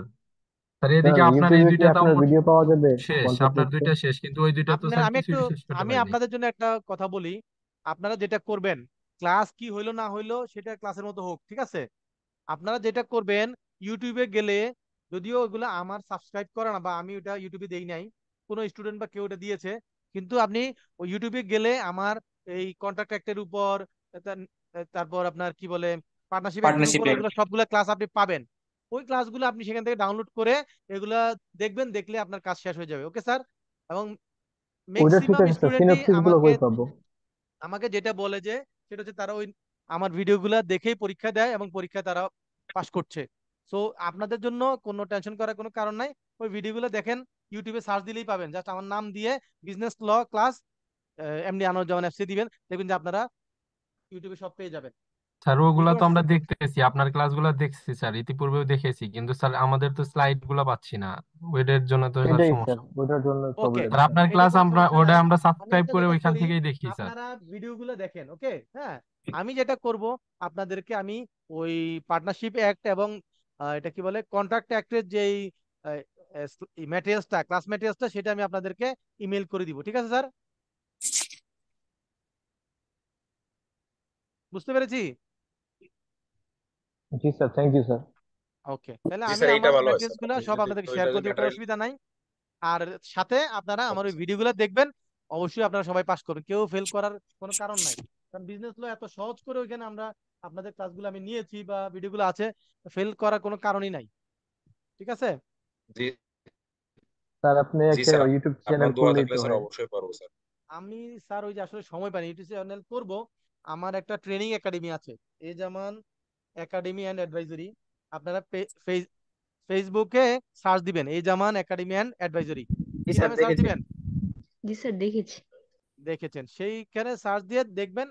এখানে আমার বিভিন্ন ধরনের ট্রেনিং আমি কি করি, দিয়ে থাকি, কন্ট্যাক্ট করে। করি। এখন চলতেছে আমার ভ্যাটের ট্রেনিং, এবং সামনে আসবে ট্যাক্সের ট্রেনিং, এরপর আসবে সফটওয়্যার ট্রেনিং গুলো আসবে। স্যার এইটা কি ফেসবুকে আছে স্যার? ফেসবুক পেজ আছে, রাইট? তো এবং এটার ওই যে আমার ইয়েটা কাজ চলতেছে, কি বলে, ওয়েবসাইটের কাজটা চলতেছে, জন্য ওয়েবসাইটটা আমি আপনাদের লিঙ্কটা দিতে পারি নাই। আমি ওই আপনাদের চ্যাট বক্সে লিখে দিয়েছি, এই জামান একাডেমি অ্যান্ড অ্যাডভাইজরি। আপনারা সার্চ দিলেই পাবেন ফেসবুকে। ওইখানে আমাদের কন্ট্যাক্ট অ্যাড্রেস আছে, আপনারা যোগাযোগ করবেন। আর সামনে আমি যেটা করব, আমার এই ক্লাসগুলো আস্তে আস্তে আমি আমার ওই ইউটিউব চ্যানেলে নিয়ে আসবো। ওই আমার একাডেমিটাও আমি ইউটিউব চ্যানেলের আওতায় নিয়ে আসবো। তখন আপনারা এগুলো সব ওইখানে পাবেন, জি স্যার, ঠিক আছে ভালো স্যার? হয় স্যার, অনেক ভালো হয়। আর সবাই ভালো থাকবেন, স্যার দোয়া করি আপনারা সবাই পরীক্ষা পাশ করে যান। স্যার আর কারো যদি পড়াশোনা, তারপরে জব প্লাস, আপনাদের এখানে নিশ্চয়ই সবাই প্রি আর্টিকেলশিপ নাকি? জি স্যার। জি স্যার। হ্যাঁ, কারো যদি জি স্যার। ফার্মে এডমিশন, সিএ ফার্মে আর্টিকেলশিপের জন্য এডমিশন, পড়াশোনা অথবা জব, যে কোনো পারপাসে কোনো হেল্প লাগে, আমার সাথে যোগাযোগ করবেন। আমার নাম্বারটা আছে নিশ্চয়ই আপনাদের কাছে, নাকি না নাই? জি স্যার আছে স্যার। স্যার আছে। না থাকলে স্যার আমি একটু এখানে লিখে দিচ্ছি, 09114, নাম্বারটা সেভ করে রাখেন, 284705। যে কোনো প্রয়োজনে আমার সাথে যোগাযোগ করেন, আমি ইনশাল্লাহ আপনাদের হেল্প করবো, ওকে স্যার? জি স্যার। স্যার হচ্ছে স্যার হচ্ছে জি। হলো পরের যে দুই চ্যাপ্টার মানে স্যার আর কিছু নেগোশিয়েবল অ্যাক্ট আর হচ্ছে স্যার মানে স্যার ওইগুলোর স্যার যে এমসিকিউ গুলো কি দেবেন স্যার আমাদের হচ্ছে হলো স্যার ওইটার সাথে, কারণ আপনি তো স্যার তো আপনার দুই চ্যাপ্টারে মানে সাথে এমসিকিউ তো সবগুলোই পাইছি স্যার। এখন স্যার ওই আসলে দুই আপনাদের চ্যাপ্টার। আপনাদের যে নতুন ম্যানুয়ালটা হচ্ছে, হ্যাঁ, ওই হ্যাঁ স্যার। ম্যানুয়ালটা আমি প্রিপেয়ার করেছি, ঠিক আছে? এবং ওইটাতে আমি যেটা করেছি, এই যে থিওরিটিক্যাল যে কোশ্চেন গুলো দেখতেছেন, সেলফ হ্যাঁ স্যার। অ্যাসেসমেন্ট, জি এগুলো স্যার। সব ফেলে দিয়েছি, এই আবর্জনা সব ফেলে দিয়েছি। এগুলো ফেলে দিয়ে ওই প্রত্যেকটা চ্যাপ্টারের শেষে আমি আহ, আহ, 4টা চ্যাপ্টারের জন্য আপনার ওই বইয়ের ম্যানুয়ালের শেষে গিয়ে 50টা 50টা করে প্রত্যেক চ্যাপ্টারে কোশ্চেন দিয়ে দিয়েছি। জি স্যার। এখন স্যার হচ্ছে হলো আপনার দুই চ্যাপ্টারটা পাইছি, কিন্তু স্যার হচ্ছে হলো মানে স্যার অ্যাক্টের যদি কোনো হচ্ছে মানে স্যার যদি আপনার কাছে অসুবিধা যদি না, কোনো আমরা যদি এমসিকিউ আমরা থাকে তাহলে স্যার হচ্ছে। আমরা নেক্সট ক্লাসে যখন ওই আলোচনা করব, সেক্ষেত্রে আমার আমার দুইটা জি ক্লাস স্যার। প্লাস বাকি দুইটা, টোটাল 4টায় আলোচনা করব, আপনাদেরকে শেয়ার করে দিব, ঠিক আছে? জি sir, thank you sir, thank you sir, এইটা জি, এইটা হলে ভালো হয় স্যার। জি, সবাই ভালো থাকবেন। আপনাদের জন্য শুভকামনা রইলো, আমার জন্য দোয়া করেন। জি স্যার, আপনার জন্য কারণ এখন স্যার অবশ্যই দোয়া করবো স্যার, আপনার এখন সাথে দেখা করারও কঠিন খুব সময় ইচ্ছা আছে কাটাও, স্যার। মানে স্যার আপনার সাথে কঠিন অবশ্যই সময় দেখা হবে স্যার। কাটতেছে। কারণ সপ্তাহে 7 দিনের মধ্যে 7 দিনই আমার ট্রেনিং, মানে অপশন নাই কোনো, 7 দিনই ট্রেনিং, শুক্র শনি সন্ধ্যা সকাল নাই আর। যাই হোক, ভালো থাকেন, দোয়া করেন সবাই। স্যার ইনশাল্লাহ দোয়া করি আপনারা সবাই চার্টার অ্যাকাউন্ট হয়ে যান। জি, ভালো থাকবেন। আসসালামু আলাইকুম। আসসালামু আলাইকুম। আসসালামু আলাইকুম sir. Sir, sharing is power. G sir, অবশ্যই দোয়া করবেন স্যার, এ ভালো স্যার, অবশ্যই এটাই পাওয়ার, দোয়া করি কারণ তাহলে। ওই যে শেয়ার করলে কোনো কিছু কমে না, এটা দিন দিন বাড়ে। হ্যাঁ, আপনার যখন কোনো এই যে কি বলে ছুরি কাঁচি আপনি কি করবেন, ধার দিবেন, ওটা কি জি স্যার, দিন নলেজ দিন যত শেয়ারিং ইজ ব্যবহার করবেন, ওই সবচেয়ে। ধার কমে না বাড়ে? বাড়ে। আপনি যখন নলেজ শেয়ার করবেন, কত বেশি আপনার কোনো স্যার বাড়ে স্যার? জড়তা বা দেখবেন যে এরকম যত মানুষ আসবে, নানান ধরনের কোশ্চেন থাকবে, তখন আপনার এই নলেজের এরিয়াটাও দিন দিন বাড়বে। কারণ কোশ্চেনের আনসার ফেস করতে হলে আপনাকে আরো বেশি পড়াশোনা করতে হবে, রাইট? জি স্যার, অবশ্যই স্যার। ওকে, জি, থ্যাংক ইউ। স্যার সবাই ভালো থাকবেন, জি, বলেন। স্যার স্যার আপনি কি স্যার কি প্রফেশনাল লেভেলে যাই কোনো ক্লাস ক্লাস নেন, মানে স্যার আমরা কি পাবো আপনার ক্লাস স্যার প্রফেশনাল লেভেল? পাবেন। আপনারা যেটা পাবেন আমার হচ্ছে ট্যাক্সের ক্লাসগুলো পাবেন প্রফেশনালে, হ্যাঁ ব্যাটের পাবেন, ঠিক আছে। আর আমি যেটা করি, চেষ্টা করি যে প্রত্যেক পরীক্ষার আগে কিছু ফ্রি ক্লাস নেওয়ার জন্য, পরীক্ষার জন্য। এটা সকল স্টুডেন্টদের জন্য উন্মুক্ত। 500 অথবা 1000 লিমিট থাকে পার্টিসিপেন্ট। সেখানে আমি ট্যাক্সের ক্লাস নেই, ব্যাটের ক্লাস নেই, অ্যাকাউন্টিং, এমআই, বিজনেস ল। আমি মাল্টি সাবজেক্টে ক্লাস নেই, আমি কোনো নির্দিষ্ট সাবজেক্টে মানে কনফাইন না আর কি, ঠিক আছে। জি স্যার। তো দোয়া করেন যাতে সুস্থ থাকি, সবার জন্য ভালো কিছু করতে পারি আর কি। জি স্যার। জি স্যার, অবশ্যই। ওকে জি, শুভরাত্রি স্যার। আসসালামু আলাইকুম জি। আসসালামু আলাইকুম স্যার। আসসালামু আলাইকুম স্যার।